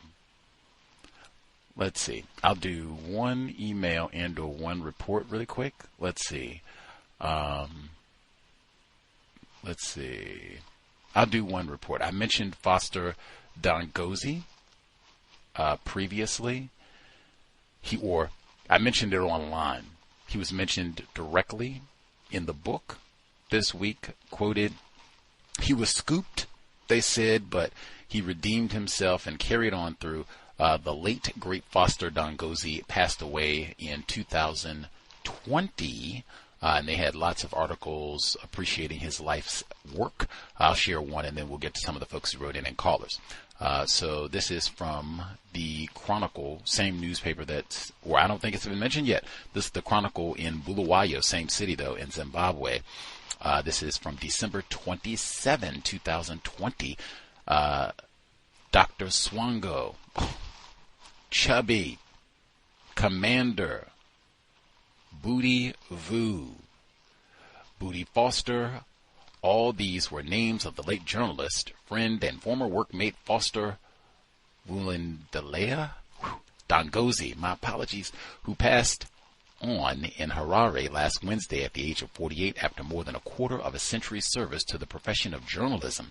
I had the privilege to share the Chronicle newsroom daily with Foster for a good 5 years, having known Foster through his numerous bylines in Chronicle. While I was still an aspiring journalist, I got to know the real Foster Dangozi in May 1996 when I arrived at Chronicle as an intern from Harare Polytech's Division of Mass Communication. Quite an intimidating experience it felt as a journalist. Then were demigods, especially those who worked for major news media like Chronicle. It was a star-studded but very lean news desk. There was Foster Edwin Dubé, late Paul Nkala, late Admori Tshuma, Arnold Mtume, Tumeliso Makure, Herbert Mutgui, and Clayton Peel, thank goodness, was the news editor. Costa Mazzini, Gif Chata, and Zabusi Leluvu were our photojournalists at the time. After a brief orientation, Peel ushered me into the newsroom to introduce me to the rest of the team. Foster stood up as to showcase his imposing build and box-cut hairstyle. Goes on to give some of the intro. I'll skip through some of that part. All right. Part that concerns us. Foster had no enemies inside and outside the newsroom. He respected colleagues and authority alike. He was our big brother, and we called him Booty Foster or Booty Woo. Many a times the editors, and we had old school editors then, would come out of their offices to say, "Quiet, boys." Usually it would be Big Foster bursting into laughter when we were sharing notes about the juicy stories and rumors of the day. Yet he remained a serious, focused, and successful journalist, and later trade union leader as Secretary General of Zimbabwe Union Journalists, ZUJ, a position he held at the time of his death. Those who followed news towards the turn of the millennium will remember the story of Dr. Michael Swango, an American medical practitioner whose nefarious medical antics earned him notoriety and jail in the U.S. following an investigation by none other than the U.S. Federal Bureau of Investigations. Somehow, Foster picked up the story on international news and later discovered that Dr. Swango had once worked at the Lutheran Church-run Manene Hospital in Merwengwa. Off he went and camped there talking to doctors, nurses, and locals about Dr. Swango until he consolidated a gem of a story on how Dr. Swango had administered suspicious drugs on patients, some who died as a result. Foster went down to the hinterlands of Moringwa to talk to survivors and victims of Dr. Swango's evil medicine. He even pinpointed the graves. And the stories started rolling in, and all of us were proud of Foster in our local paper that was making international news. News travels fast, and the FBI came down to Moringwa and exhumed some of the bodies, and tests were done as part of the probe against Dr. Swango. This is a major story. Only me can bring the FBI to Zimbabwe. Big Foster would occasionally remind us, at times up to 5 times a day. Foster was proud of his work and confident of his ability in the newsroom. For days, weeks, and months, Foster frequented Moringwa as he uncovered more shenanigans by Dr. Swango. As a result of his Dr. Swango stories, we called Foster Dr. Swango. and he liked it, but he was happiest when we called him FBI. I am reminded of one day when our assistant editor, Jonathan, Mapenduka, called out for Foster and he was nowhere to be seen. Where has he gone to? Mapenduka asked. He has gone to Murwingwa to follow up on Dr. Swango's stories. One of us replied, the problem with Foster is that when he gets a good story, he doesn't want to leave it alone. Mapenduka yelled. And I'll stop there. They go into some of his other work in celebrating his life's work. They even point out his call of duty to support the albino population in Zimbabwe. People, not squirrels, but appreciate black journalists all over the world. And Foster Dangozi, again, I'm going to try and see if I can get some of his reports to see, how did he describe all of this? Does he include the allegations of reverse racism? Like all of that. But the late Foster Dangozi. Let's see. Get one email and then we can nab folks, get their thoughts. I will add, I made sure to include the commentary where James B. Stewart explains that about one of the definitive moments of his life with his father and all of that, because as I said, this is the second time this year we are reading a book, white male author, publicly identifies as gay, writing about white mass killers. And fawningly so, ? All this, attractive and sexual prowess and all of that. And even as I said now, I am not doing this to be crass. I said that before I knew anything about Mr. Stewart's sexual classification or orientation, as they say. I said immediately, dang, why does this book start off with this white man putting a needle in the rectum of a black male? Why is that the jump off? And then to have that come back up again, like, oh man, yeah, that would bring many thoughts to mind. We'll share a tidbit. One of the folks who wrote in, then we'll get to folks who dialed in. Email 1. Greetings, Gus and callers. With all the talk of hair, healthcare, and death, a random thought came to mind. Several years ago, I learned about the genetic disorder called Menkes kinky hair syndrome. The use of the term kinky struck me at the time as maybe a racist slur for obvious reasons. I actually saw a child with the syndrome. Interesting. The suspected racist would use a pejorative for black people's hair in a syndrome which primarily occurs in white children that results in mental retardation and early death. You can see pictures of children with the hair on the web. I don't know, maybe I'm reading too much into this. Chapter 11, David Coulthard, who we did hear briefly in the audio, Very Scary People. Tall, slender, sandy-haired, articulate, oppressive regime of Robert Mugabe.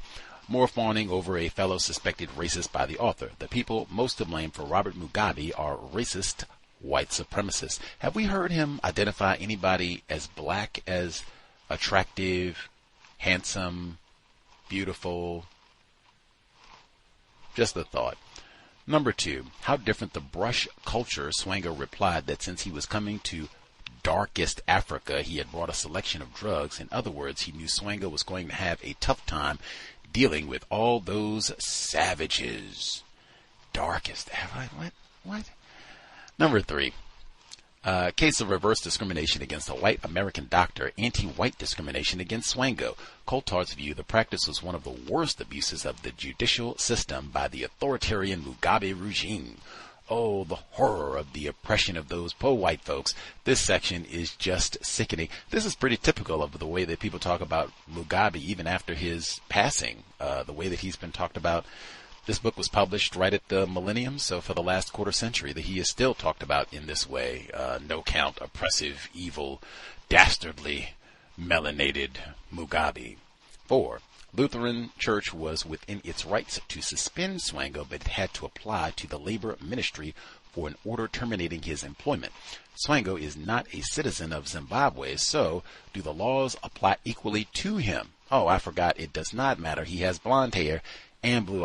For real, why can't his, passport and visa situation just be revoked? Beat it, We don't even Just beat it.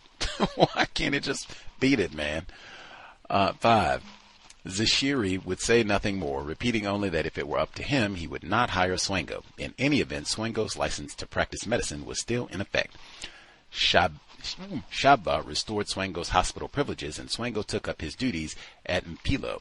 At the very least, wait until the Attorney General's report comes out. Just tell Swango for safety issues, we will wait for the AT's report. I doubt if Coulthard would have supported a non-white doctor given the same issues as he had for Swango. I still blame Coulthard the most in this situation with all his reverse discrimination nonsense. Like, real talk, how fast are people to racism? Oh, yeah, that's what it is. Racism. Yep. That's what it is. Yep. I can't fathom that. Like, and in this environment, like, immediately, that's what it is. The Negroes here, they just hate whitey. Now, Richard Pryor did something, but that was 25 years ago. You're going to have a hard time. If that is the case, then we need to all go to Zimbabwe, like, right now. Immediately, if that is the case. They'd have to show me. Let's go for a visit. Number 6, Sunday News ran an unbylined article with the headline, Expat Doctor Experimenting on Patients, the first published account of Swango's activities in Africa. Experimenting. I wonder why that word was chosen. Maybe less inflammatory? I don't know. Killing, maybe? Maybe that's it, right? In terms of libel, we don't want to say he was killing because we can't prove it and that sort of thing. He hasn't been charged with killing, so yeah, we can say experimenting, right? That way we're not saying that he's killing, and I don't know, I guess, yeah, it seems like saying that you experimented with someone is not as serious as saying that they killed someone or accused of killing someone, because even that isn't the case at this point. He hasn't been charged, so yeah, maybe that was the case. 7. Continuing reports about Swango's activities paradoxically seem to strengthen the sense that he was a victim of anti-white prejudice. Other pieces of a puzzle for which the solution would later seem obvious made little or no impression on them, even the sudden rise in unexplained deaths at Mpilo. Being white is like a cheat code in a video game metaphor. You always have a chance to win, no matter how many points you are down. Metaphor, for sure. Number 8. Swango himself seemed happier than he had been dating a black nurse at Mpilo. He now seemed smitten by a thin, dark-haired young woman with 2 children, Leanne Payne, so he ditched that old black thing for a nice, thin, white woman. That would seem to be the case. Now, given what they said in Very Scary People, I would want to know, did he poison all of them? Leanne Payne said, dang, I was getting those headaches and feeling groggy and all that, and they tested my hair, and bang, did he poison the black female too? Let's see. 9. Violence and death often surfaced one way or another in conversations with Swango. Article, Stalking Evil, peer into the minds of serial killers and rapists. Ian and Cheryl read the article, found it mildly interesting, and wondered why Swango had gone to such efforts to share it with them. Swango seems to be mocking people. I can give these idiots all the indirect signs that I am a murderer, and they just don't get it. That is a trait I think many mass murderers, serial killers, they engage, even racists, they like to mock non-white people as they mistreat us. But that was even Reb and Vodka. I think they went when they got the diversionary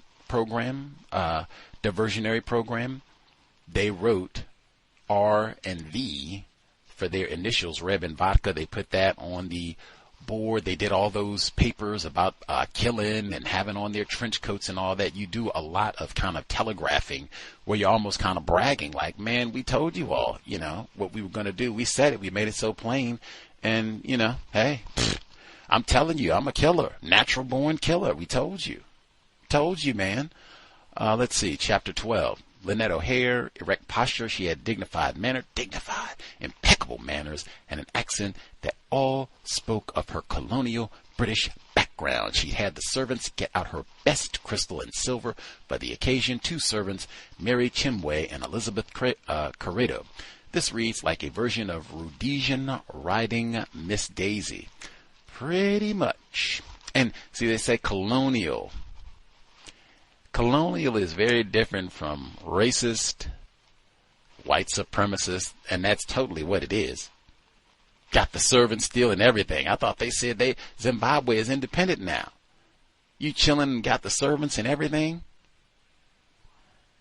2. Swango had come from America to help uplift the Africans, to do his part for humanity. I assume these are direct quotes from Swango or the O'Hares, and he was talking to them. Maybe he got an opportunity to speak with them, or they did an interview. But yeah, maybe I think it was in quotes last week when he said that I love the blacks when he came there. I think that was in quotes too. So, number 3. O'Hare's servants took an almost instant dislike to Swango, a feeling that hardened as he proceeded to give them orders, act rude and unfriendly, and never express an appreciation for their efforts. But none of this was apparent to O'Hare, not apparent, or she did not find his behavior particularly inappropriate when dealing with slaves. Now that's facts. How nice am I supposed to be? Niggers. That's what they are. The help. How nice am I? That's what you do. Yeah, where's my whip at? Get my bacon, wench. Yeah. And all the rest that might come to that too. Get in here and, do some sexual favors. That's what slaves do. That's what colonialism is all about. O'Hare 4. O'Hare, who like many white Zimbabweans had been appalled by the decline in administrative efficiency since independence, nurses jealous of Swango's authority had been spreading false rumors that he was killing patients, struck a chord with O'Hare, who is of the belief that, as she put it, jealousy is a part of the African nature. Now that was in quotes. Those lazy, shiftless Africans. See, that's what I say. It just seems like you all can talk all that if you want. Brag about your Negro-ness, brag about you were born in the U.S. or wherever. At the end of the day, the people who are in charge of this here plantation called Earth, to me, it seems like Negroes is Negroes. Now, you can run around, we can run around, and, hey, I'm an indigenous African-American. I am a proud African. I'm a proud indigenous Australian melanated woman, man, and other. You can get it. Yeah. Niggers is niggers. And I say that because they say the same thing, that lazy niggers. That's what they say about niggers everywhere. They're lazy. Got to have a white man to pop them upside the head with a whip to make them get my bacon. Pow, wench, I told you. 2 pounds or 1 kilogram of bacon. So anybody here, do you eat 2 pounds of, am I tripping on that? Like, is that just me? Do you eat 2 pounds? Has anybody ever, you sat down in one setting and you ate 2 pounds of bacon by yourself? Just let me know. Maybe I'm true. You can email to untiljustice@gmail.com. 5. Same morning, he apologized to Lizzie Corrado and married Chimwe. O'Hare felt her heart go out to this poor, young, idealistic doctor who was being persecuted. Thought she was talking about Jesus, and she chastised Corrado for her dark suspicions, being niggardly. If you were educated, O'Hare told her dismissively, you would understand. That is in quotes. No way is she going to take the side of these savages over this blonde-haired, blue-eyed white man who she hardly knows. She may even refer to these victims as being part of her family, in quotes. And real talk, you're going to shake your finger in my face and tell me about being educated. Like, real talk, you all, I'm sure, before Robert Mugabe got here, I'm sure white people were not just running around making sure that all of the Negroes had library cards and had scholarships to go to the university and study so that they could be doctors and STEM experts. Like, if you don't get your, now I ain't going to say colonial, if you don't get your white supremacist, white terrorist hind parts out of here, praise Robert Mugabe. 6. Though Daly was attractive, slender, soft-spoken, with light reddish-brown hair, how many times is the hair of a suspected racist mentioned in this text? Many, many times, and I don't think I've heard any black people's hair mentioned at all. I'm not even getting to the attractive part, just mentioned. Nappy, kinky, kitchen, oh, none of that. 7. Indeed, when they introduced her to Michael Swango, they joked that his nickname was Dr. Death. They found this funny. Hey, the med school students did, man. That's where we started at. We ended the book next week. That's where we started at, remember? That's why I was playing the James Bond. They said, isn't it funny? Wouldn't it be hilarious if he was actually killing people like 00 Swango? That's what they were doing. Come on. 9. She didn't ask Swango many questions. He attributed his lack of medical job to reverse racism. These suspected racists clearly identified with all his complaints about being oppressed by these dark people. Facts. I lost my 9. Joanna felt somewhat intimidated by O'Hare, whom she deemed to come from a higher social class than her own. Swango is such a skilled con artist, giving the impression that he has this hybrid background. These class hierarchy distinctions are, of course, only applicable to racists, white supremacists. Indeed, he's such a liar that just, I'm white, that's enough to get me in the door. I got it from here. I can lie and swindle and connive, and they get so much help. Like, you give me an inch, man, I'm not going to take a mile. To the moon, man, to the moon. Elon Musk, get me that space station. 10. His fascination with, didn't get that far. We will stop right there. Bing. Alrighty. Email address again, untiljustice@gmail.com. The number 605-313-5164. The code 564943 pound. Press star 61 if you would like to participate. Anybody, no shame. I'm not here to ridicule. I'm just trying to see, maybe I'm the one that's not getting it correctly because maybe you're hungry in the morning. Has anyone here eaten 2 pounds of bacon at one setting by themselves? No sharing. This is not a family thing. You didn't give half of it to the dog. You ate 2 pounds of bacon by yourself. Please let us know. Folks who dialed in with a hand up, if you have commentary to share, proceed. Can I be heard? Non-Clemson dad, yes, sir. Yes. So, Gus, yes, absolutely. You are tripping. It is 2.2 pounds of bacon, more than 2 packs a day from the grocery store's 1 pound pack. And I've never, ever eaten that much bacon in one sitting. I hardly eat bacon anymore, if any. And for the times I did, maybe about 3 or 4 strips, which would have probably amounted to maybe a quarter of a pound, maybe less. But, I'm speaking for myself. I won't speak for others. So let's see. A couple things that I was listening to as I was listening to the book. Reverse discrimination. People are quick to fight on the behalf of white victims of discrimination, while eschewing away black victims' claims of discrimination. It's kind of sad to think that this white man can go into a country like Zimbabwe, be one of the probably 5 white people in the entire country with the white savior complex, and because of it, they think that any discrimination against this man, the accusations must be true, and therefore must be this man must be defended, while I imagine whatever cause of discrimination that the black people inside the country would have levied against any white people were probably just simply ignored. Let's see. There seem to be quite a couple of more than a couple of people who are willing to stand by 00 Swango. And, has anyone heard the phrase, doctors who are likable even when they're incompetent are very unlikely to be sued, while doctors who are competent but their patients might not like them are very likely to be sued just because they might have made a mistake or not even made a mistake.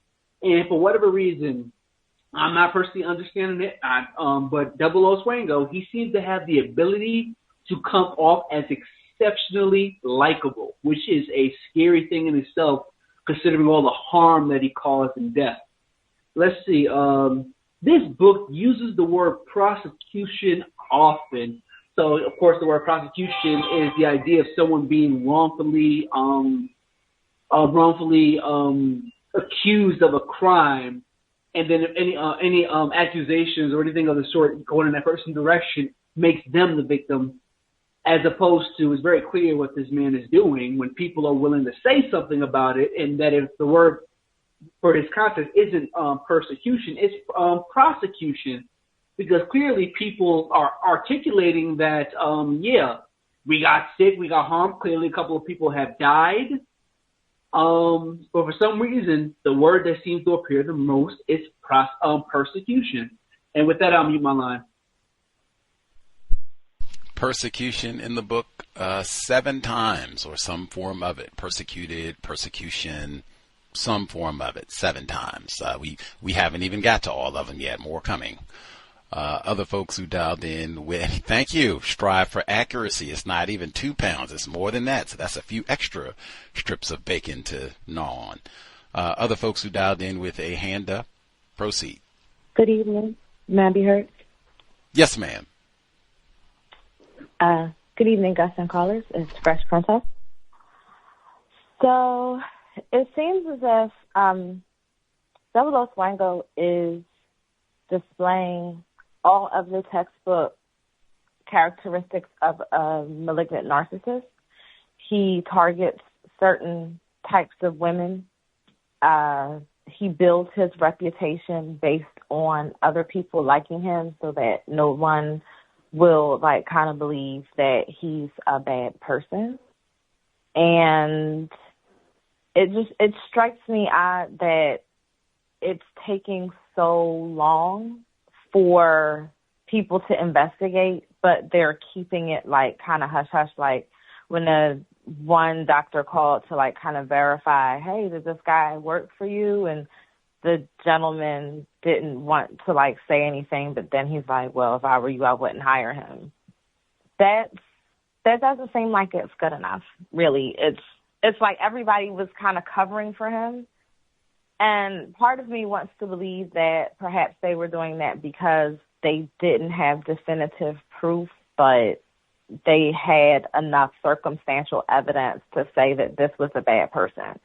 The other thing about that is him sneaking in drugs, if that was his excuse that he brought drugs from America, how did that even happen going through customs and all of the other checkpoints where they're not going to let you come through with certain things unless you have clearances. So that excuse should have been set off all types of red flags.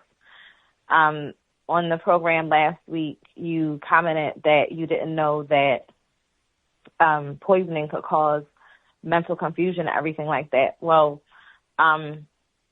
arsenic is a metalloid, if I'm recalling correctly. So when you have things like arsenic, lead, things like that, there's trace elements of that in just your everyday consumption, which is why it's measured in parts per million. But when it goes over a certain amount, that's when they say it causes harm. Think about lead poisoning. If there's lead in the water, then it causes mental, well, I don't know if you can say retardation or anything now, but it causes people to be kind of slow and have developmental issues. So think of it in that line. Other than that, those are the observations that I had for this week, and I'll mute my line. Thank you for allowing me to speak. Still learning. Much obliged, fresh princess. He probably was poisoning all of the girlfriends, even the folks that we heard about this week. I say retardation. It's a verb, retard, to delay development. I said retard. I don't name call people with that. I say, even for context of white supremacy, non-white people, we have been retarded. Just what I said about the Zimbabweans. I don't think before Mr. Mugabe was so-called in charge, I don't think they were just, hey, we are going to make sure that you all are properly developed. You are not going to be a retarded group of black people in Africa. No way. You're going to school and learning and STEM, and I don't think so. They that's why she was chastised. That's why O'Hare was chastised. And see, if you went to school, you wouldn't be so ignorant with your dark suspicions. You're retarded, see? Anyway, he does get a lot of help Other folks who dialed in with a hand up, BF commentary, proceed. Hi, everybody. Iowa caller here. Speakerphone. Yeah, I got a couple of notes here with the reading so far. I had to look up Anglophile. Anglophile. What is that? A person who admires England, its people, cultures, language, and accents. Man, never heard of Anglophile before. And the person that he was renting a room from, she was sharing food with Swango. I had to take a note at that and be like, all right. And it was very interesting that the O'Hare, I think the renter was, that rented him a room. She was just appalled by how the country was being ran after independence. She couldn't take it. It was horrible. Worst. Leaving these blacks in charge. Well, seemingly in charge. I know he was pretty mad at Leanne decided to go ahead and stay with her abusive husband. I also noted that Duncan, O'Hare's maybe son, if I'm getting that right, came to visit, but Swango could care less about that. And the jealousy is a trait of Africans. These Africans, oh man, they are so jealous. I also noted dark suspicions. Dark suspicions? Were you guys suspicious with your eyes closed, or did they never turn on the lights because you had dark suspicions? And he's still lying about his age and his name, dropping off the go, just going with swang. And, oh yes, of course, I've been in Iowa. Had a couple of appointments with some people. I went to, sit by them, since, it's not good to let people go to the doctor by themselves, least of all black people. Not that it's not good. It's just not a good practice. You should take somebody with you, like you were saying, Gus. And I'm asking the doctors, they're saying no.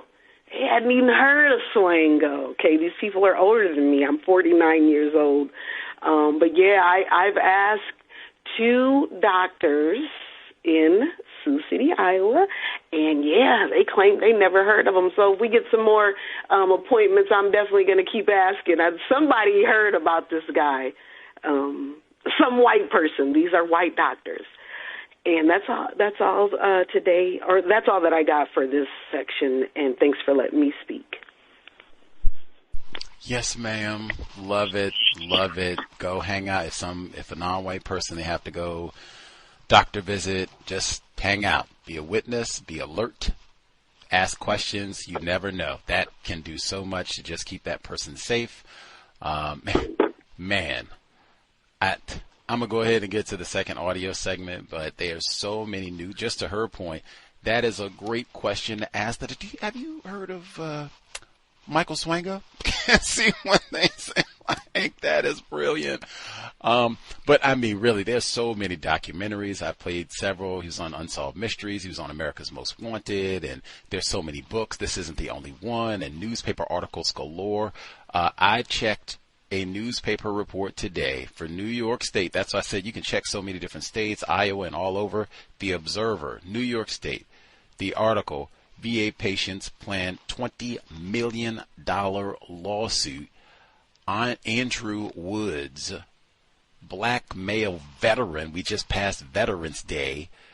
Said that Swango tried to do the deed with him as well. Got his black female wife, Darkus, sitting with him. This is in New York State. This is from 1993. When I saw this, I said, because he wasn't even mentioned in the book. Andrew Woods, we didn't even hear about this victim. And I mean, we couldn't hear about all his victims, but I mean, dang, how many of Swango's victims were black? Rena Cooper, Andrew Woods, all the folks in Zimbabwe, presumably. How many of these people were black? I know he killed white people too, but I mean, hey, and this is even one. This article came out in 1993. James B. Stewart had enough time. He could have included this one too in the text. I don't think I missed it. I'll go back and double check, but Andrew Woods is not in this book at all. $20 million lawsuit? Come on, man. Katherine, Massey Book Club, context of white supremacy, audio segment 2, reverse. I had no idea reverse racism was in the, come on. Audio segment number 2, Blind Eye, James B. Stewart. Acquiescent by habit, she didn't ask Swango many questions.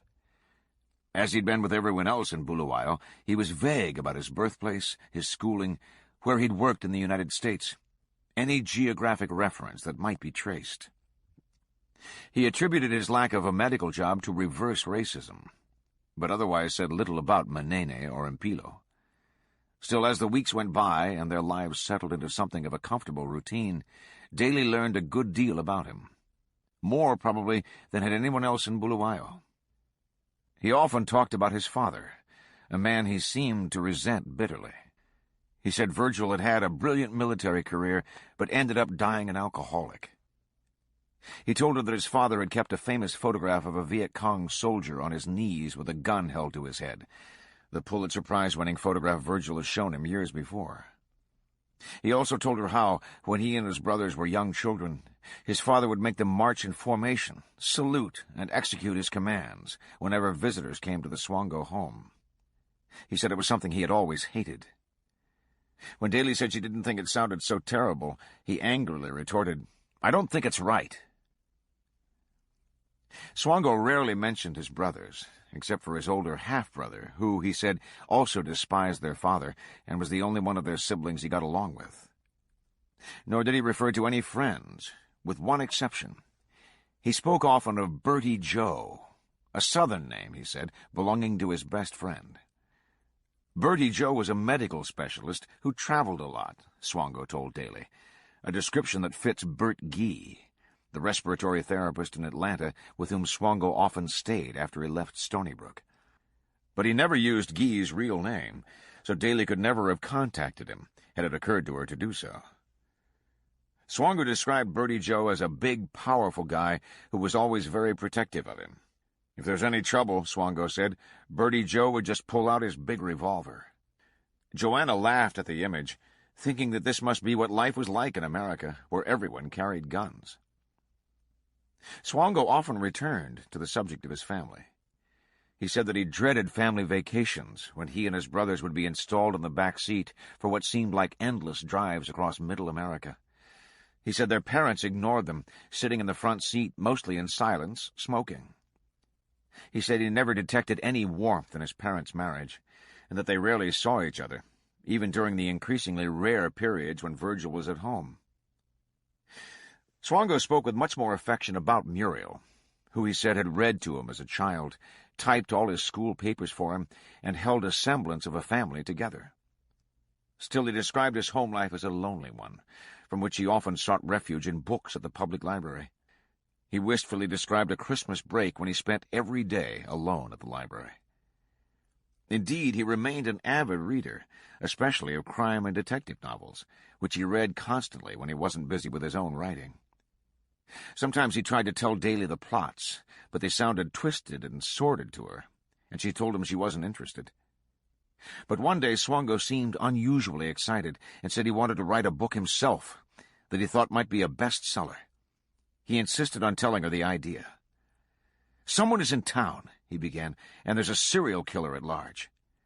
Then someone else kills in the same way. Everyone thinks this person is the serial killer, but they're wrong. They relax, and 10 years go by. Then the serial killer kills again, just for fun." Daly wasn't sure she ever quite understood the plot, but Swango seemed so excited that she bought him a large book of blank paper so he could begin writing the novel. Then there was his fascination with Ted Bundy. When Swango heard that a mini-series on Bundy's life was going to air on Zimbabwean television, he insisted on watching and taping it on Daly's VCR.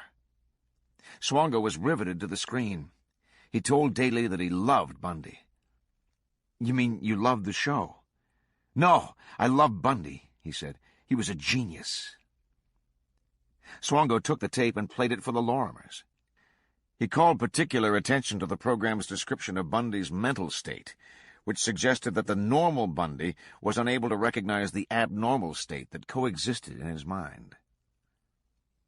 He showed a similar interest in Jim Jones, the charismatic religious leader of the People's Temple, whose nearly 1,000 followers committed mass suicide in 1978 by poisoning themselves in Guyana. If these incidents struck Daly as somewhat macabre, as they did, they hardly seemed cause for concern.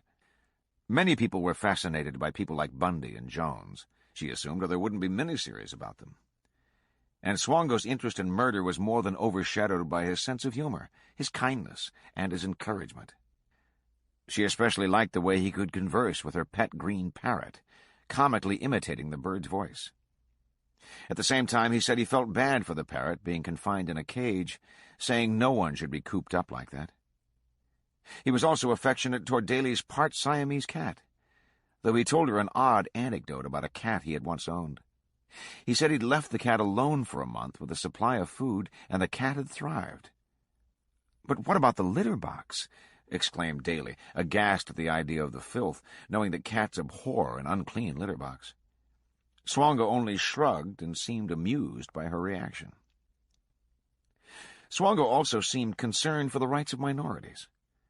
One day he criticized the city of Los Angeles, where alcohol commissioners were allegedly harassing gay bars. He staunchly defended the rights of homosexuals. Daly was surprised at his view, saying that she thought homosexuality was wrong, and that in conservative Zimbabwe, most straight men would like to shoot gay men. Swango insisted that she was wrong, spent a good deal of time explaining homosexuality to her, and eventually persuaded her to change her views on the matter. He was even more forceful on the subject of women's rights, an unusual stance in Zimbabwe. He insisted that it was ridiculous for women to assume that they could only aspire to be housewives. He encouraged Cheryl Lorimer to pursue an interest in psychology. And at his urging, Joanna began reading some of Swango's medical texts, which she found surprisingly absorbing. Swango told her he thought she might have an aptitude for medicine. He urged her to go back to school, finish the equivalent of a high school degree, and study medicine. She was thrilled by the suggestion. No man had ever before suggested she was intelligent or encouraged any intellectual pursuits, let alone told her that she might have the ability to become a medical doctor. At times like this, Daly thought she might be in love with Swango. But at the same time, she knew on some level that the relationship might not last. She was well aware that there were things that Swango wouldn't share with her, that kept him at a distance, such as his pent-up anger or frustration. He went through mood swings, which she could tell from his handwriting. When he was cheerful, his handwriting was open and rounded. When he seemed depressed, it became cramped and slanted, almost as though it were someone else's. When he was in a dark mood, Daly couldn't reach him. She found it better to leave him alone, writing furiously in his notebooks. There was also the possibility that he might soon find work and leave Zimbabwe altogether, even though he said he loved the country and wanted to stay in Bulawayo. She knew he was filling out applications for medical jobs in places like South Africa and Zambia. He mentioned a trauma unit in Johannesburg that he was especially interested in. Daly took out a post box in both their names so that he would have a mailing address to use on his job applications. Swango never said much to Daly about what had happened at Manene, or why he was having trouble finding medical work in Bulawayo, which was suffering from a shortage of doctors. Like the Kerrs who had introduced him to her, she was vaguely aware that he had been falsely accused of malpractice of some sort, and that he was suing the Lutheran Church. But she didn't press him for any further explanation, and he didn't volunteer any. One day, however, she had what she considered a peculiar call from Karen Kerr, who asked her how things were going with Michael. Joanna said they were fine. "Just be careful," Kerr said. "Why?" Daly asked, surprised. "You know, he had another girlfriend, and she dumped him," Kerr said ominously. "Why? Is there anything else?" But Kerr said she couldn't say any more. Daly mentioned this to Swango, and it seemed to irritate him. "Everyone is gossiping about me," he complained. He seemed to want to go out less and less. Then, in late July, the Sunday News ran another article. "Whereabouts of fired U.S. doctor unknown." The article said police were mum on the whereabouts of an American doctor who is alleged to have caused the deaths of 5 patients at Manene Hospital. It added, the American doctor is alleged to have administered fatal injections to 5 patients at the district hospital, resulting in their deaths. 5 nurses from the hospital were summoned to Zvishavane to help with the investigations. Swango's name still wasn't mentioned, but Joanna knew it was he, and she raised the subject of the continuing press coverage. People just don't write all these stories out of nothing, she told him. You must have done something. Swango seemed shocked and annoyed at her suggestion. No, he insisted. They're just causing trouble. It's a nuisance. People are always hassling me. Are you sure? She persisted. You're not lying, are you? No, he repeated, shaking his head emphatically. Although she had questioned him, Daly didn't doubt Swango. She trusted her intuition and her feelings, which told her he couldn't be guilty of murder, or a danger to anyone else. The first week of August, all 4 of Daly's children fell ill, with nausea, vomiting, and diarrhea. She blamed the illness on the local water supply, which had been causing problems in the wake of a severe drought. She was getting them into her car to take them to the doctor when her husband emerged from the cottage and asked where they were going. She said the boys were sick. "Why don't you have your doctor boyfriend take care of them?" he asked in an insinuating tone. This infuriated her. She had never considered having Swango treat them. He wasn't a proper doctor, as she saw it, since he wasn't practicing, and in any event he wasn't a pediatrician. The children's doctor sent them home, saying they probably had a stomach virus. Though her hands were full with the sick children, Joanna still felt obliged to cook Swango's dinner that evening. She'd promised him fried chicken, as close as she could get to commercial Kentucky fried chicken, which he'd often said was his favorite food. Swango arrived that afternoon in an unusually good mood, asking after the children and offering to fix her a cup of tea. She was surprised. He'd never offered to prepare anything for her before. "That would be nice," she said, grateful for the kind gesture. Swango brought Daly the tea, and she sat down and drank at least half of it, perhaps more. Then she went into the kitchen to begin preparing dinner. But after about 10 minutes, she suffered a sudden attack of nausea. "Excuse me," she said to Swango as she rushed to the bathroom and vomited. Then she lay down on the bed, weak and disoriented.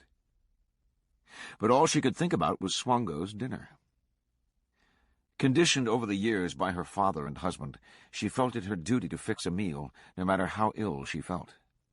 She struggled to her feet, returned to the kitchen, and fried the chicken. She managed to get the food to the table, then sat down, saying she couldn't possibly eat herself. Swango paused before eating and looked at her with a searching gaze. Finally he said, "I can't believe you're doing this for me." Weak and nauseated, drenched with perspiration, Joanna did her best to stay at the table as Swango ate.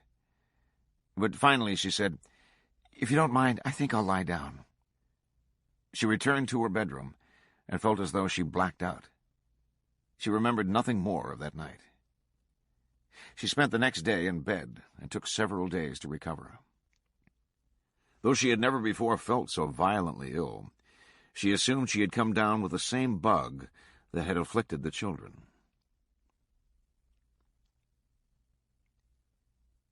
Lynette O'Hare couldn't get over the change in Swango since he had met Joanna Daly. He seemed as he had when she'd first met him, sunny and talkative. She fussed over him and tried to encourage him in his medical career despite the persecution she believed he was suffering. She introduced him to nice people she thought he'd enjoy, including Judith Todd, a prominent human rights activist, and a Catholic priest she held in high regard. He spoke to a class of children at the Catholic school about what it was like to be a doctor. It seemed Swango made a favorable impression on everyone he met. He wrote O'Hare's daughter regularly, usually 2 or 3 times a week, lavishing praise on her and filling his letters with quotations from the Bible. He struck up a friendship with a Samaritan who had called him when Mrs. O'Hare feared he might attempt suicide. Swango continued to seek work as a doctor, but seemed to be growing discouraged. He applied for a position at the mental hospital, but its director, though lamenting what a waste it was that someone with Swango's skills was unemployed, said she could do nothing as long as the Ministry of Health maintained his suspension. Even though he was suing the Lutheran Church, O'Hare thought Swango should be more aggressive at vindicating himself. "Why don't you go to the American embassy in Harare?" she urged him. "Surely you have rights as an American citizen." But he argued that such a trip would be pointless, since he wasn't formally accused of any wrongdoing. O'Hare was also busy with a Rotary campaign to eradicate polio. She urged Swango to volunteer at one of the stations where parents were bringing their children for inoculations. But Swango adamantly refused, saying, "No doctor will go near me," given the accusations against him. O'Hare was nonetheless grateful to have a doctor in the house, since her own health had been declining precipitously. Though she had always had a strong constitution, she had been experiencing recurring bouts of severe nausea, vomiting, and diarrhea, some of which kept her in bed for days. But Swango reassured her, telling her the symptoms were just a bad bout of the flu. Each time she fell ill, he gave her some medication and seemed solicitous and concerned about her welfare. While O'Hare was convalescing, she and Swango would watch TV and continue their conversations. He was passionately interested in anything having to do with O.J. Simpson, who had been acquitted the previous October of murdering his wife, and spoke often of how much he admired him. He seemed thrilled at the verdict, which puzzled O'Hare. "Do you actually think he's innocent?" she asked him. He stared at her in disbelief. "Of course not," he snapped. He seemed almost as fascinated by the story of English serial killer John Reginald Christie, who was convicted of murdering 8 people, including his wife and a baby, over 10 years, ending in 1953. But before Christie was caught, another man, Timothy Evans, whose wife and child were among Christie's victims, had been tried, convicted, and hanged for the murders. Evans was posthumously pardoned in 1966. Swango told O'Hare the whole story and seemed especially to savor the fact that Christie had been able to deflect blame onto an innocent man. This same notion that the wrong man might be accused of serial murder figured in the suspense thriller he told Joanna he was writing. Swango often spoke of the incompetence of the police and other members of the medical profession. And Swango exhorted O'Hare, as well as everyone at the Bible study class, to watch the TV miniseries on Ted Bundy, professing his admiration for the handsome law student and exulting that no one had suspected him for so long. O'Hare had never heard of Bundy, but at Swango's insistence she watched the program. Under the circumstances, O'Hare found Swango's enthusiasm peculiar. "In view of what you're suspected of, I wouldn't go around talking about serial killers," she warned him after watching the show. Given his faithful attendance at the Presbyterian Church and his friendship with the Lorimers, she was also surprised by the irreverence of some of his comments. He often mocked participants in the Bible study class, especially Rosie Malcolm, the woman with the ginger hair he had once shown a romantic interest in, and would comment sarcastically, "Guess what we prayed about today?" "Why do you go?" O'Hare finally interjected. "I like to mix with nice people," he replied. On another occasion, Swango seemed so contemptuous of religion that O'Hare asked, "What do you believe in?" "I believe in God," he replied. "Do you believe in Christ?" He didn't reply. But O'Hare drew nothing of significance from these conversations, which were isolated, puzzling notes in a generally cordial relationship. She trusted her young lodger so much that she turned her car over to him. He would take her to work in the morning, pick her up for lunch, and return to take her home at the end of the day. That gave him unlimited mobility and freed him from having to depend on Joanna or other friends for rides. Only the servants, Lizzie Claredo and Mary Chimway, remained suspicious. One afternoon, Claredo was washing O'Hare's car as Swango stood watching. "Are you sure it's clean?" he said as she finished. "Yes, I am," she replied, annoyed at the insinuation. "Well, maybe I should wipe it with a white cloth," he said. In jail, the security officers wipe everything with a white cloth to see if it's clean. How would you know what they do in jail? Corrado shot back. Swango looked momentarily flustered, then explained that jail was just like the army, and they'd done the same thing when he was in the army. But Corrado was suspicious. One day, Swango offered Corrado and Chimway some empty plastic vials and asked if they wanted them. They said they did, but then thought the vials had a strange smell, so they threw them away. Another time, Corrado suspected that Swango had tampered with the peanut butter she kept in the kitchen in her cottage. It was a new jar, but it had been opened, and an indentation suggested something had been pushed into it. She was afraid to eat it. If Swango was at home when she needed to clean, he would stand in the room and make Corrado vacuum around him. When he left, he always carried a duffel bag slung over his shoulder, which made her wonder whether he had something he didn't want her to see. But her madam would hear nothing of these suspicions. Then one day Corrado came to O'Hare and insisted that she come into Swango's room. They had all considered it odd that Swango insisted on so much bacon and 4 slices of toast for breakfast every morning. Now Corrado pointed to a closet shelf and said, "I'm worried." There, neatly wrapped and arranged, were dozens of bacon sandwiches. O'Hare was upset.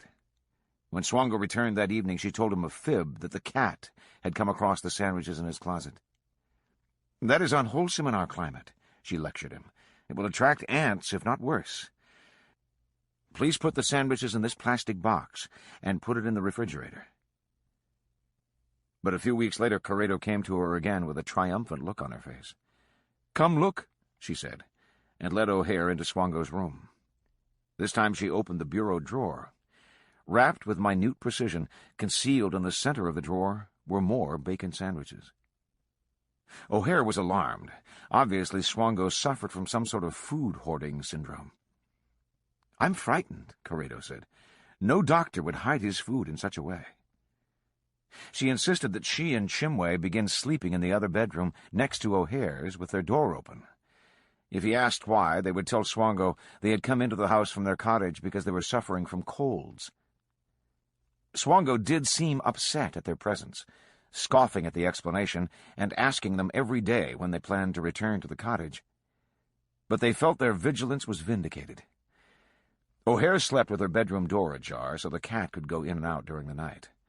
On several evenings, Corrado heard Swango open his door and come into the hallway. He would stand, motionless, peering into O'Hare's room. Each time Corrado made a sound to indicate she was awake, and he quickly returned to his room. O'Hare began to notice odd things around the house. A few souvenirs and books were missing. Small amounts of money vanished. The liquor bottles were nearly empty. She began to worry about what he was doing with the car.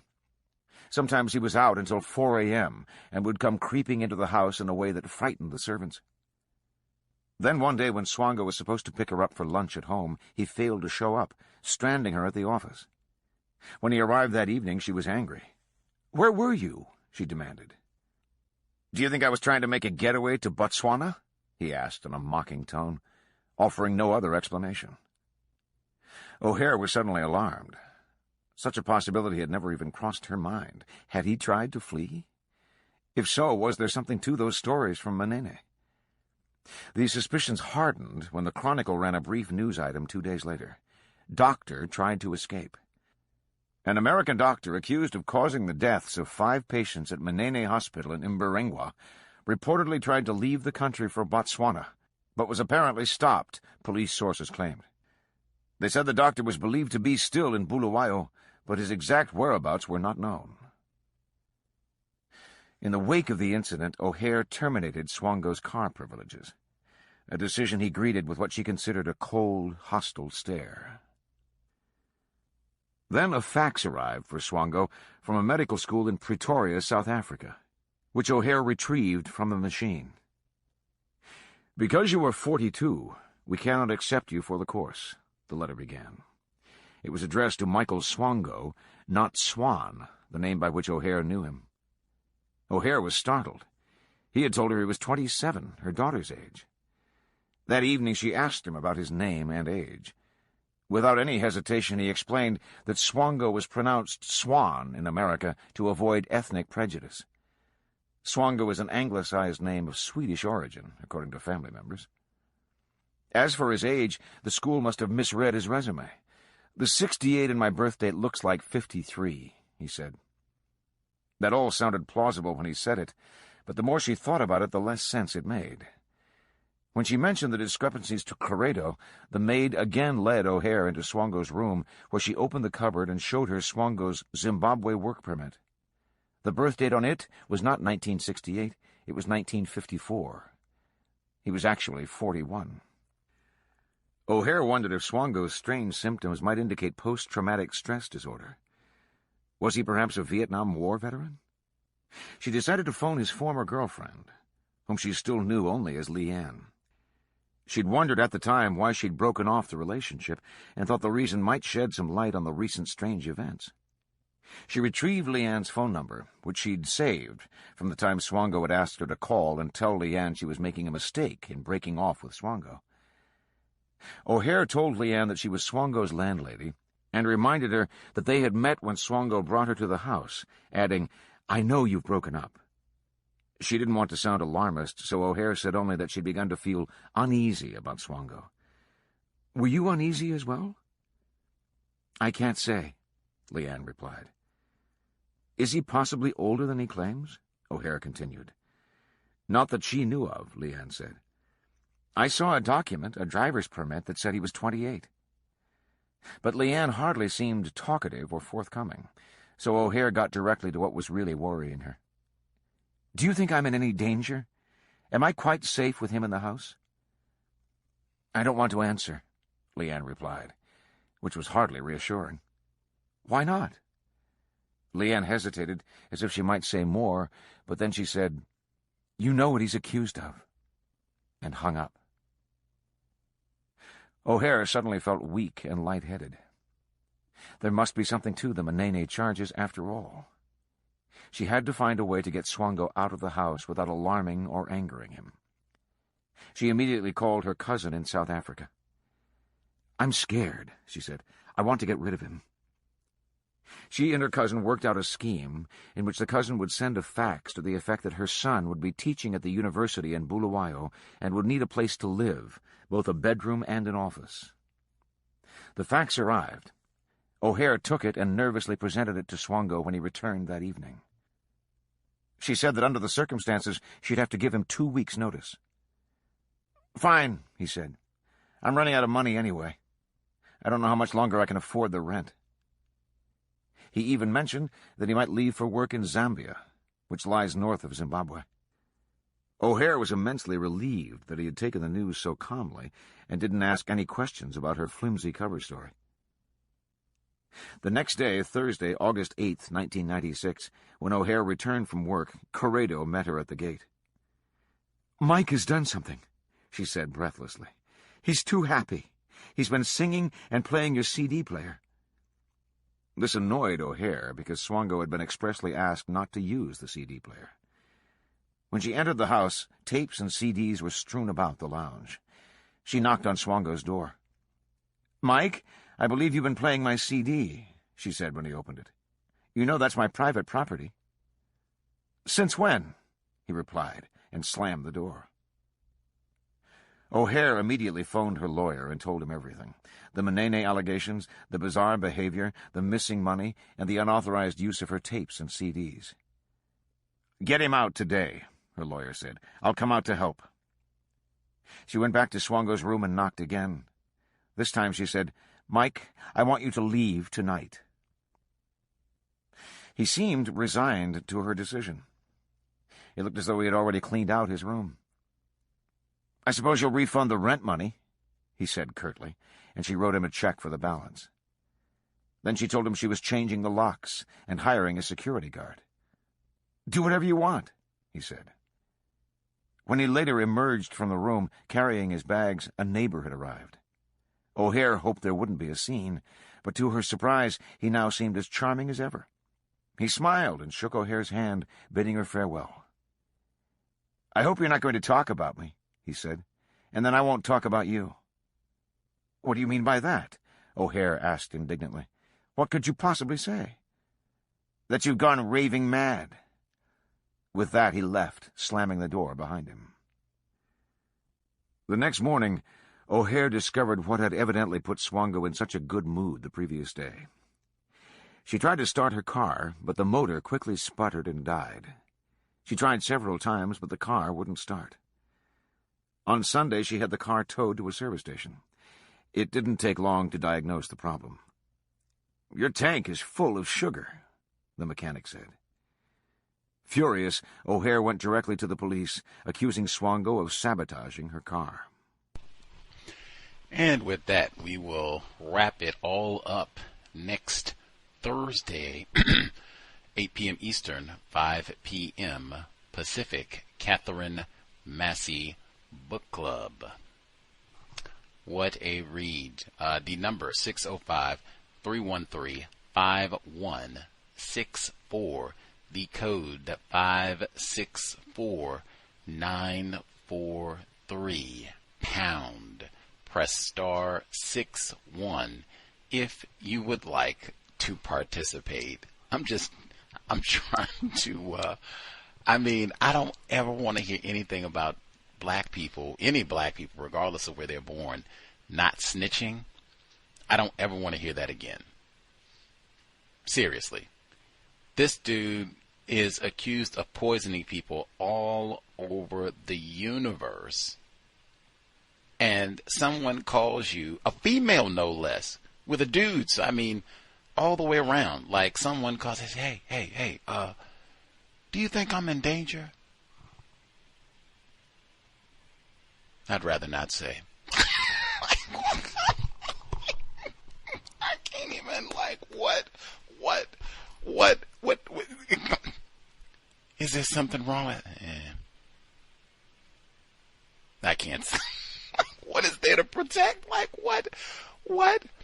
It could just be get him out of the house, you heard the allegations and such. I just don't think. Have you heard Gavin DeBecker, Gift of Fear?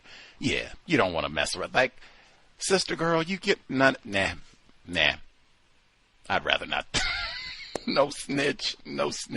All over. Now see, that's one measure that I have learned from this book.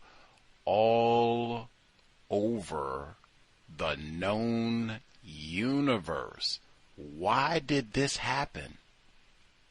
How was he allowed to do this for so long? I can tell you, buddy, one thing I learned watching the documentary, now most of the books and things, when most of the reports and whatever material that talks about this case, they put the suspected number of kills at 60. Swango killed about 60 people.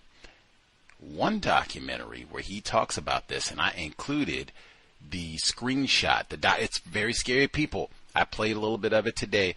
The screenshot, there's a title card as they're transitioning to Zimbabwe. The title card reads, "These events and misdeeds were so much a natural part of my entire life, especially, oh my God, so especially in my entire time in Africa." Direct quote from Michael Swango. I'm going to read it one more time. "These events and misdeeds," and I don't think this quote can be in the book because this is after they caught type thing, I think. "These events and misdeeds were so much a natural part of my entire life, especially, oh my God, so especially in my entire time in Africa." Mike Swango. That Very Scary People documentary, Swango says the low estimate is probably 1,000. I was staggered. And I said, I'm going to have to play that next week just so you all know I'm not making things up, but 1,000. That's the only time. I've not seen that in print. I've not seen anyone else. And most of the reports have said Who really knows? But when I stopped, I said, so he's saying that this could be 1,000. I maybe killed 1,000 people. I think Fresh Princess had said before, I bet he was killing people on the ambulance. That's why they fired him. They were real, suspect about it too, where they didn't give a lot of details and just they didn't want him to be around the patients. That was the red flag. Like, that's odd. How are you even going to work on the ambulance if you're not with the patients? Like, I bet he was killing people then. If he was killing people then, and at Ohio State, and then South Dakota, and the Veterans Hospital, and Northbrook, that's all in New York State, and Virginia, and all the co-workers, and who knows in Africa, if he really, I can really, what they say, let my blonde hair down, do my thing, now that I'm on the dark continent in the bush too. Do I think, and this went on for 20 years, or who knows? Who knows? But this easily goes on for 18 years. Do I think it's possible he could have killed 1,000 people? Yep. Oh, and he worked at the water supply. I forgot to even say that in Georgia. He worked at the water. Yep.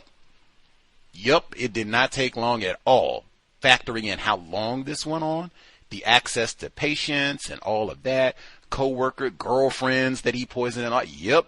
Very plausible that he easily could have killed 1,000 people.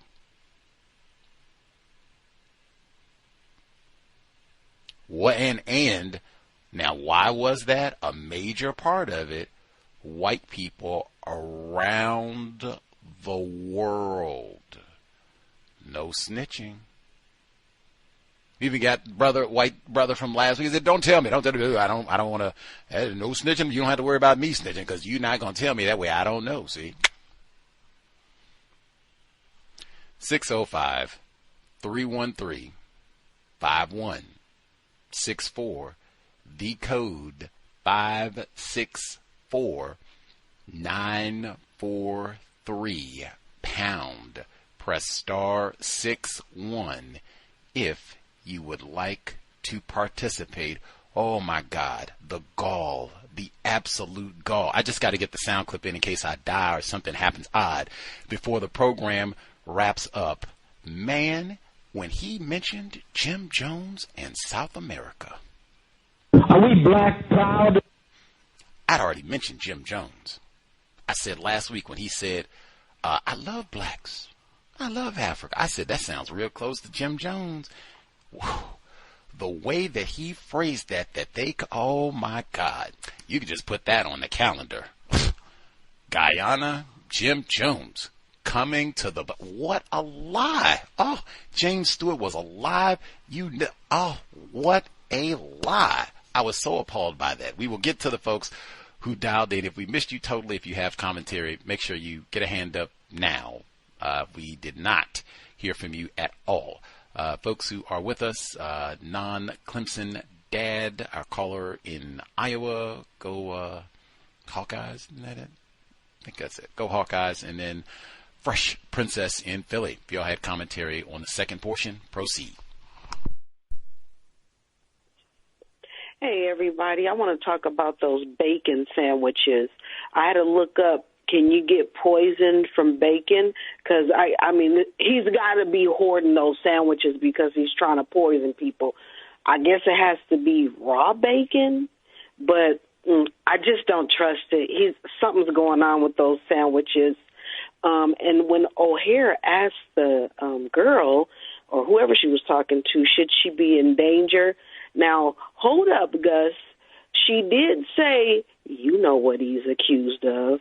Now, she didn't go into, get the hell out of there. You know what he's accused of. Everybody is refusing to stop this guy. Everybody is refusing to even say anything. And sugar in the tank, yeah, I believe it. Why did they start in Africa? That was a question. I believe you asked it. Swango, when I first heard the first reading and his last name was Swango, I thought it was I thought it was an Nigerian doctor, or some part of African doctor because his last name. But I'm going to go with what one of your previous callers, a real brilliant lady, she calls in all the time. What she said is they started in Africa maybe because they had to hop over to all the white people that he did. So they just wanted the white readers to know, hey, we do the most in Africa amongst the black people, but yeah, get ready because it is going to go into some white people that he, attacked first. That's all I had. And also the Bundy being a genius, Jim Jones a genius, the killers, the murderers, the horrible people, they're always geniuses. Why the hell are they always geniuses? I'll mute my line. System of white supremacy racism requires killing for a minority population to dominate the majority non-white population. Swango said this week, I love the minorities. I'm with the minorities. And then he got to support I thought that was so timely because we heard James B. Stewart's commentary about him being gay, and then we heard this week Swango say, I love the minorities and his support of LGBTQ issues. And even we got the Negro homophobe, which is another one of those tropes worldwide for black people. Old black homophobes, Zimbabwe to the USA and Jamaica, Negro homophobes. Uganda in there too, Renee Bach, oh yeah, the Negro homophobe. Ooh, niggers is niggers. Other folks with commentary? May I be heard? Fresh Princess, yes ma'am. So the part, I think, with the bacon, I think he's trying to either make botulism or E. coli with the fermented bacon fat and the bread. He's definitely trying to make a homemade poison.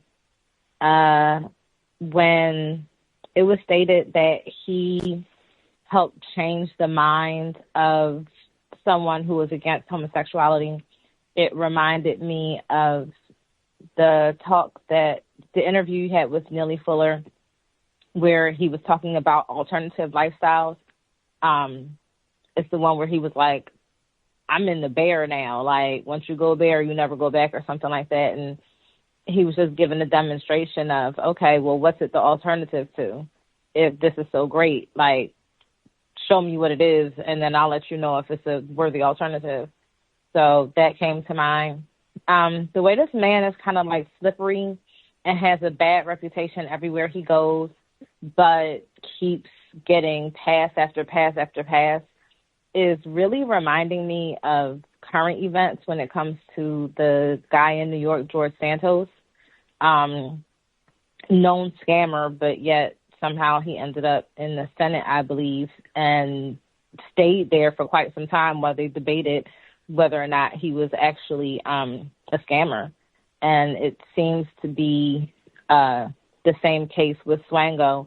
Like, all the evidence is there. They could have easily contacted anyone in the United States. It seems like he name drops and nobody checks his credentials or even calls to follow up, and they just now started doing it. But all before, it's like if he says, hey, I'm here to help, everybody is like, okay. And even though there are many rumors about him, people still don't take those at face value. They give him second chances. So that's my observation. Thank you for allowing me to speak. Third, fourth, fifth, 20th, 60th chances. I mean, what does it mean to be white? Let's see. Get in one email, then double check, see if other folks have commentary too. We're at email number 2. Hi, Gus, Cal's audience callers. 1. I did Kristen's mother a disservice last week when I questioned why she didn't suspect Michael Swango of poisoning Kristen. I thought she and her husband knew he had been to prison for poisoning his coworkers, but that was not the case. Right on. I said it would take a while for me to kind of put all that together. That is he poisoning? You think that's what? It'd take me a while to think of all that, I think. 2, the author wrote about Swango's attempt to murder the mother who was in labor and her baby, but glossed over him sexually assaulting her when he was allegedly examining her. Real J. Marion Sims. 3, I was the person who questioned whether the author is homosexual because he started the book with Swango injecting the black male in the rectum. A caller confirmed the author is indeed homosexual. I also raised my suspicions about Dave Cullen, also a gay male, having some sort of sexual interest in Eric Harris and sexualizing several of the victims of the Columbine massacre. Andrew Sullivan, gay male, wrote the foreword for Sue Klebold's A Mother's Reckoning and his own writings on the Columbine massacre. He also wrote very tenderly about her son Dylan is another dimension to the fandom associated with serial killers. Are the authors of such literature living vicariously through these stories of these killers and have similar fantasies? Question. They are not trying to solve a problem or providing any serious or useful analysis, in my opinion. It's just titillation. Now, I will submit for this book exclusively, not the others. I cannot say that enough. Not for Cullen, not for Sue Klebold, Andrew Sullivan, but for this book, the author, Mr. Stewart, he does submit that a part of this book, it was published before they had actually locked up Swango for murder and such. So he does submit that a major motivator for this book, if not the primary motivator, was to get this out so that more people knew about what was happening with all of this. I think he said that even Judge Cashman had asked for assistance in collating all of this so that there could be one source, bang, people know what's happening with this case and all of that. That was allegedly the motivator, not just, because he hadn't, at the time this book was published, he hadn't even been convicted for the killings yet, unless I've been mistaken, 1999. But titillation, for sure. That's even where the book starts at. She continues. 3, if I'm honest, I questioned my sanity as I wrote about my observations. It seems sexual deviance is a significant factor driving many of these serial killers, even when the sexual component is not that obvious. On the surface, Swango enjoys killing and is a psychopath, but his depravity has no bounds. He is sexually aroused, killing men, particularly black men, women, old and young people. The author glosses over this. They state that explicitly. I played that last week. It's in the one of the other documentaries where they state that his sexual arousal by killing people, and he does kill a lot of it, especially from his own mouth. His identity, his essence was on full display in Africa, where I can kill lots of a pregnant black lady tries to kill her and her child. Black dudes, black females, everybody, black children, everybody. Kill my white land, everybody. 4, I recommended the Cows Book Club participants watch the documentary Savior Complex on Renee Bach, Uganda, before we finish reading this book to see the dynamic between the white supremacist and black medical staff. It's terrifying to watch someone who was 19 years old with no medical training dominate non-white black people and butcher black children. Heard about that here.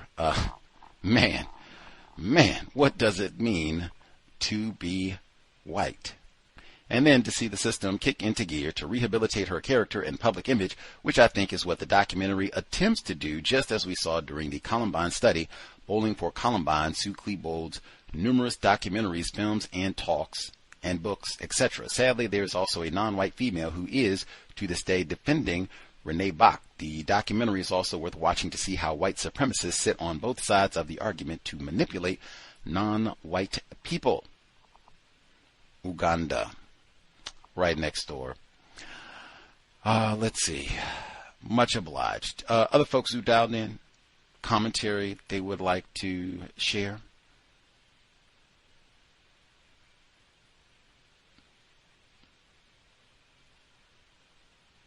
Didn't miss anybody. Right on. I heard that last week, even not just the black staff it was black patients who said that they were afraid to question, report this white doctor. And this is in so-called independent Zimbabwe, 20 years of so-called independence, and they were afraid to report this white doctor who is killing folks left and right. Not even a doctor. Okay, I'll go back, see if I can get in some of my notes before we wrap up. I really didn't even do my notes from the first portion. We got Coulthard.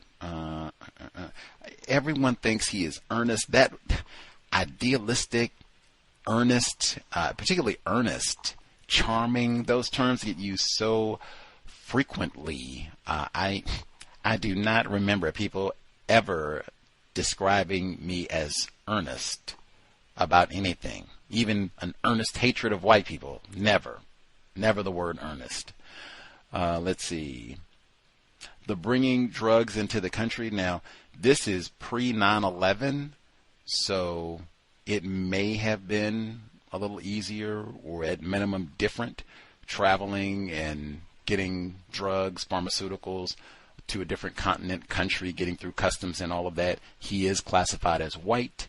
He is a doctor, and he does have military experience, so he probably would have lots of ways to lie and use racism to his advantage to smuggle whatever, and especially if he's a doctor, like, oh my God, like, what is it? He's got his caduceus, and I'm a medical doctor. I'm trying to help the starving Negroes. Like, oh my goodness, of course, right on.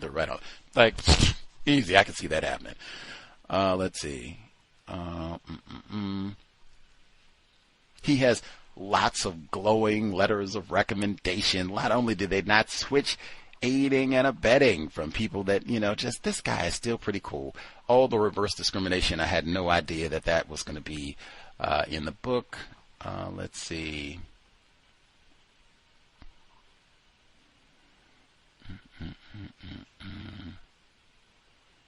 I do think that is a part of white supremacy racism, how readily white people believe the white victimhood of other white people. Let's see.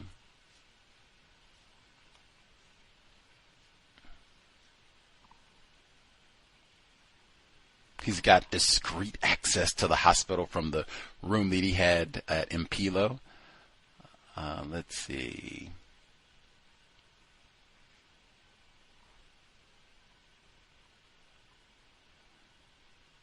A victim of anti-white prejudice. I don't know if that phrase has been used many times, but a victim of anti-white prejudice. And they said that this was strengthened because the patients at the former hospital, Menene, that they were still accusing him of killing people even after he had been gone, which, I don't know, I guess if he's poisoned them could be true. It might take a while for them to actually expire. But, man, you got all these black people saying that white guy did something. Oh, you all are just anti-white prejudice.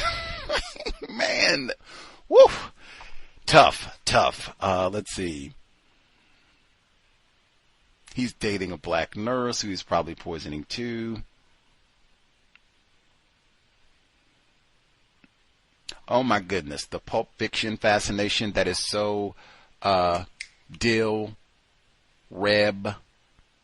They love Natural Born Killers by Quentin Tarantino. Quentin Tarantino wrote the screenplay for Quentin Tarantino wrote the screenplay for Natural Born Killers, and then Pulp Fiction is Quentin Tarantino's tour de force, Sam Jackson and all the rest of it. And in fact, it even has that vignette where the white man gives Bruce Willis his dad's watch, where he said, your dad, he was in prison in those slant-eyed gooks, Vietnam, he had behind this watch in his butt.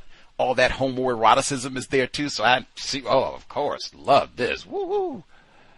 Anyway, but that right there, that watching all of that violence and what have you, we heard that with even Sue Klebo, right? The Arsenic and Lace, man, keeps saying that. You should watch those together. Savior Complex and Arsenic and Lace. Natural Born Killers too, I said that. You did all that with Columbine, you had to watch Natural Born Killers. Let's see. Shawshank Redemption got mentioned here. Neely Fuller Jr.'s. I was even thinking, like, that's got quite a bit of racism, duh, but homoeroticism, too. Andy Dufresne gets anally raped a number of times. They even refer to it as Gomorrah. Biblical on them. Let's see. When talking about the psychopaths, he says, while no clear psychological pattern emerged among the perpetrators, several were above average in intelligence. All but one were white. Isn't that a pattern? All but one were white. And some had suffered chronic bedwetting as children. We get the urine again. And then it matures to urinating in the 7-Up. Swango insisted he loves Zimbabwe, loved the Negroes, loved Zimbabwe, loved Africa.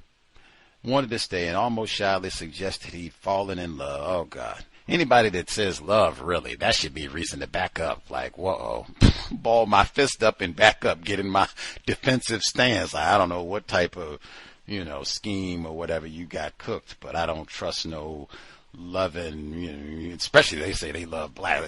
That. Take off and run, and then still have your fist ready in case you need to strike. Let's see. Chapter 12. Her husband's hunting trophies. He died in 1990. What kind of hunting? That's the same thing with Swango. I keep trophies, folks that I'm killing. We've heard that. Not Jeff Dahmer. We've heard that a number of times. That's white culture. I got to get niggers' testicles, put them in a jar. All the white supremacy with her we talked about. She's got a guard. They even got The Constant Gardener. That's a different movie they got about racism in South Africa, but all the help in South. They got whole books about that. Talked about that earlier this year, too, with some of our guests from South Africa. Let's see. He said he came to Africa to uplift the Negroes, to do his part for humanity. I don't even know what that means. Somebody says they come to uplift black people. Like, that's another one. Run. Let's see.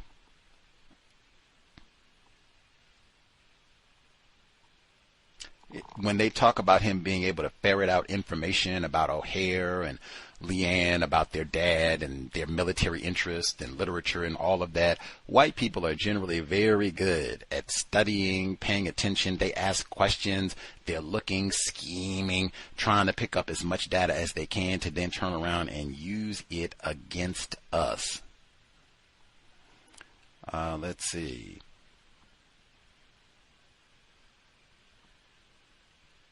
Jealousy is a part of the African nature. Love that one too.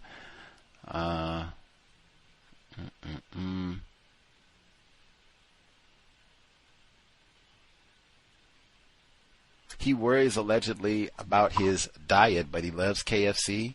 Said he doesn't eat sugar and fretted about getting enough fiber, but you eat bacon and fried chicken all the time. And you're poisoning people. Even Fuller said that, what's the point of all this fitness and health in order to do what? You want to be fit and healthy to kill as many people as possible?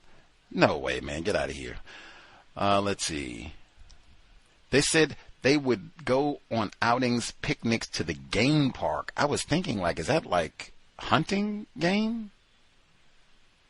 I wasn't quite sure, but okay. I mean, this is the continent, the bush even. He was vague about his birthplace, schooling, where he worked, geographic references that might be tracked. All of that is why. Ask questions and get your questions answered. That alone is suspicious.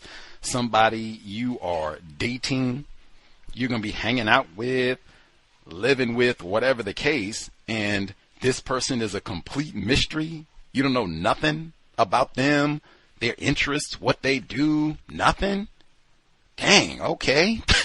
At minimum, that would require further investigation about who this person is. He can't get no glowing letter of recommendation.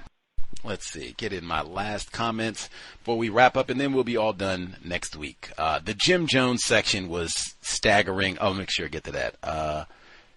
We've had 2 times people in Africa thinking of everyone in America has a gun. Again, I submit that is what, that's Reb, vodka, Make my day, Clint Eastwood, any era, Call of Duty. That is racist man, racist woman, racist child shooting up UNLV, man, the rebels. That shooting was this week. Nah, man, there are non-white people with guns, but we've talked about that.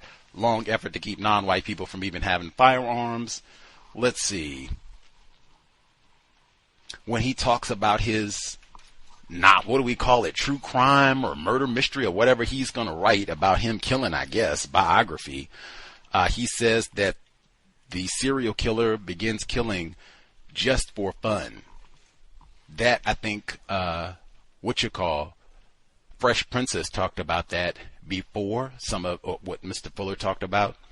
Man, scintillating, thrilling, just for thrills, for kicks, killing people just for kicks, for fun, for laughs, racist jokes, all of it. He says it to say it right there, and really to just be kind of spilling out his, this is me, that title card that I read before. This is my identity, able to manifest in full bloom in the bush, killing for fun. He says the fascination, that's Seattle's own Ted Bundy, with all these serial killers, and even that is a part of the bragging. I got my scrapbooks and everything. I'm so open with what my passion is. Killing, murderers, serial killers, even death, all of it. I'm just so open. I brag about it. I don't even hide who I am to anybody. He says he loves Ted Bundy. That's why I said you watch that word, look, because he said, I love the Africans. I love Zimbabwe. I love blacks. I love Ted Bundy. Like, wait a minute. Wait a minute. Because you love Ted Bundy and you love the blacks. You love Ted Bundy the same as you love the Negras, or is it a little bit more? Like, wait a minute. I don't think Ted Bundy and black people are equally lovable. Let's see. And then he said he showed a similar interest in Jim Jones, the charismatic. Wait, that's another one. Now, see, you told me about 15,000 times how charming Michael Swango is, and now we got the charismatic Jim Jones, mass killer Jim Jones. That's who you're talking about? Religion of white supremacy, whose nearly 1,000 followers committed mass suicide in 1978 by poisoning themselves and dying. I mean, that is so out of this world, error, lie. And I mean, that event by this point was nearly a quarter century old. James B. Stewart is a well-educated white man, attorney, best-selling writer, Pulitzer Prize winner, and this book was edited. Like, even if you're rushing to get this book out, that is so grossly inaccurate, and that is a mass incident of white supremacy racism, because it was mostly 1,000 people who died. I'm not going to say suicide, died, were killed. It was mostly black people, not even close. Get to that later. Let's see. Concern for the rights of minorities, talks all about his support of gays, and changes his partner's, white woman's opinion on all of that. Joanne Daly. I thought it was significant that she could note his change in mood by looking at the changes in his handwriting. Like, wow, that is paying attention to detail and revealing all the same. Let's see.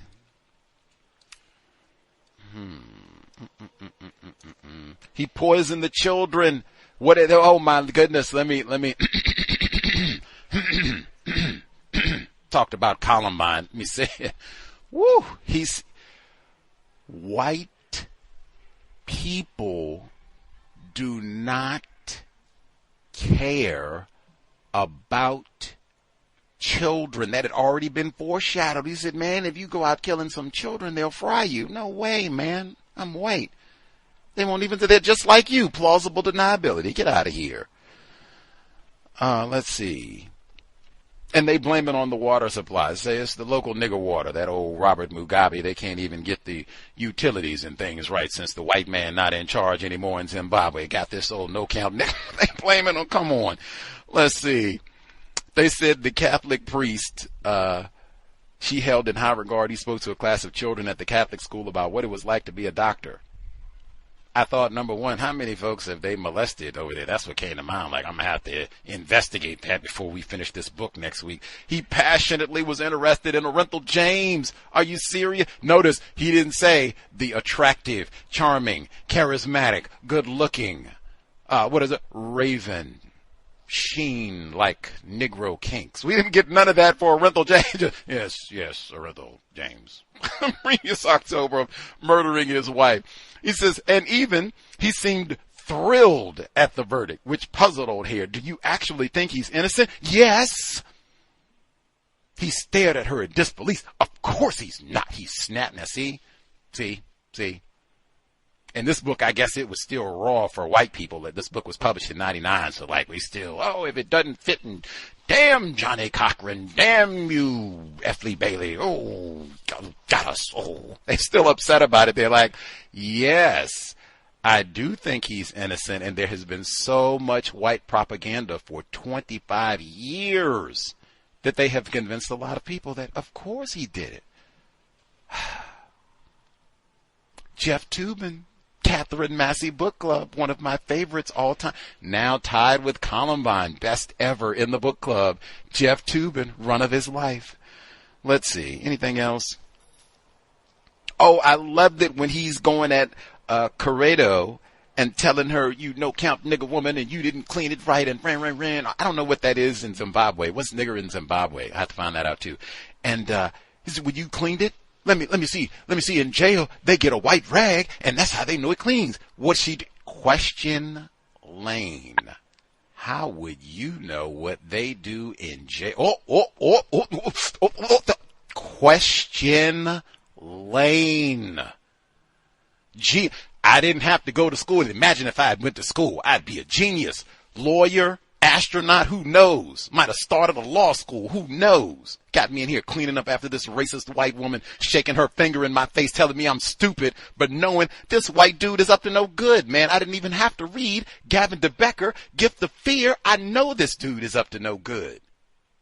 Telling me storing bacon sandwiches in the closet. I don't even know what is up with that. I know it's no good, but I don't even know how to process that. Bacon sandwiches? Are these for children later? For dogs? Is this like his breakout bag?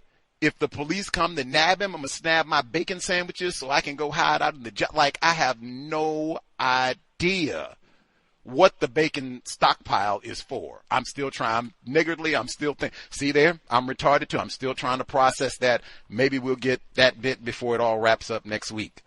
Let's see. I love it. He gives Corredo and Chimwe the empty plastic vials, and they sniff. Whoa. He's trying to poison us. Chuck it. Which, brilliant. These are the smartest people in the book so far. Let's see.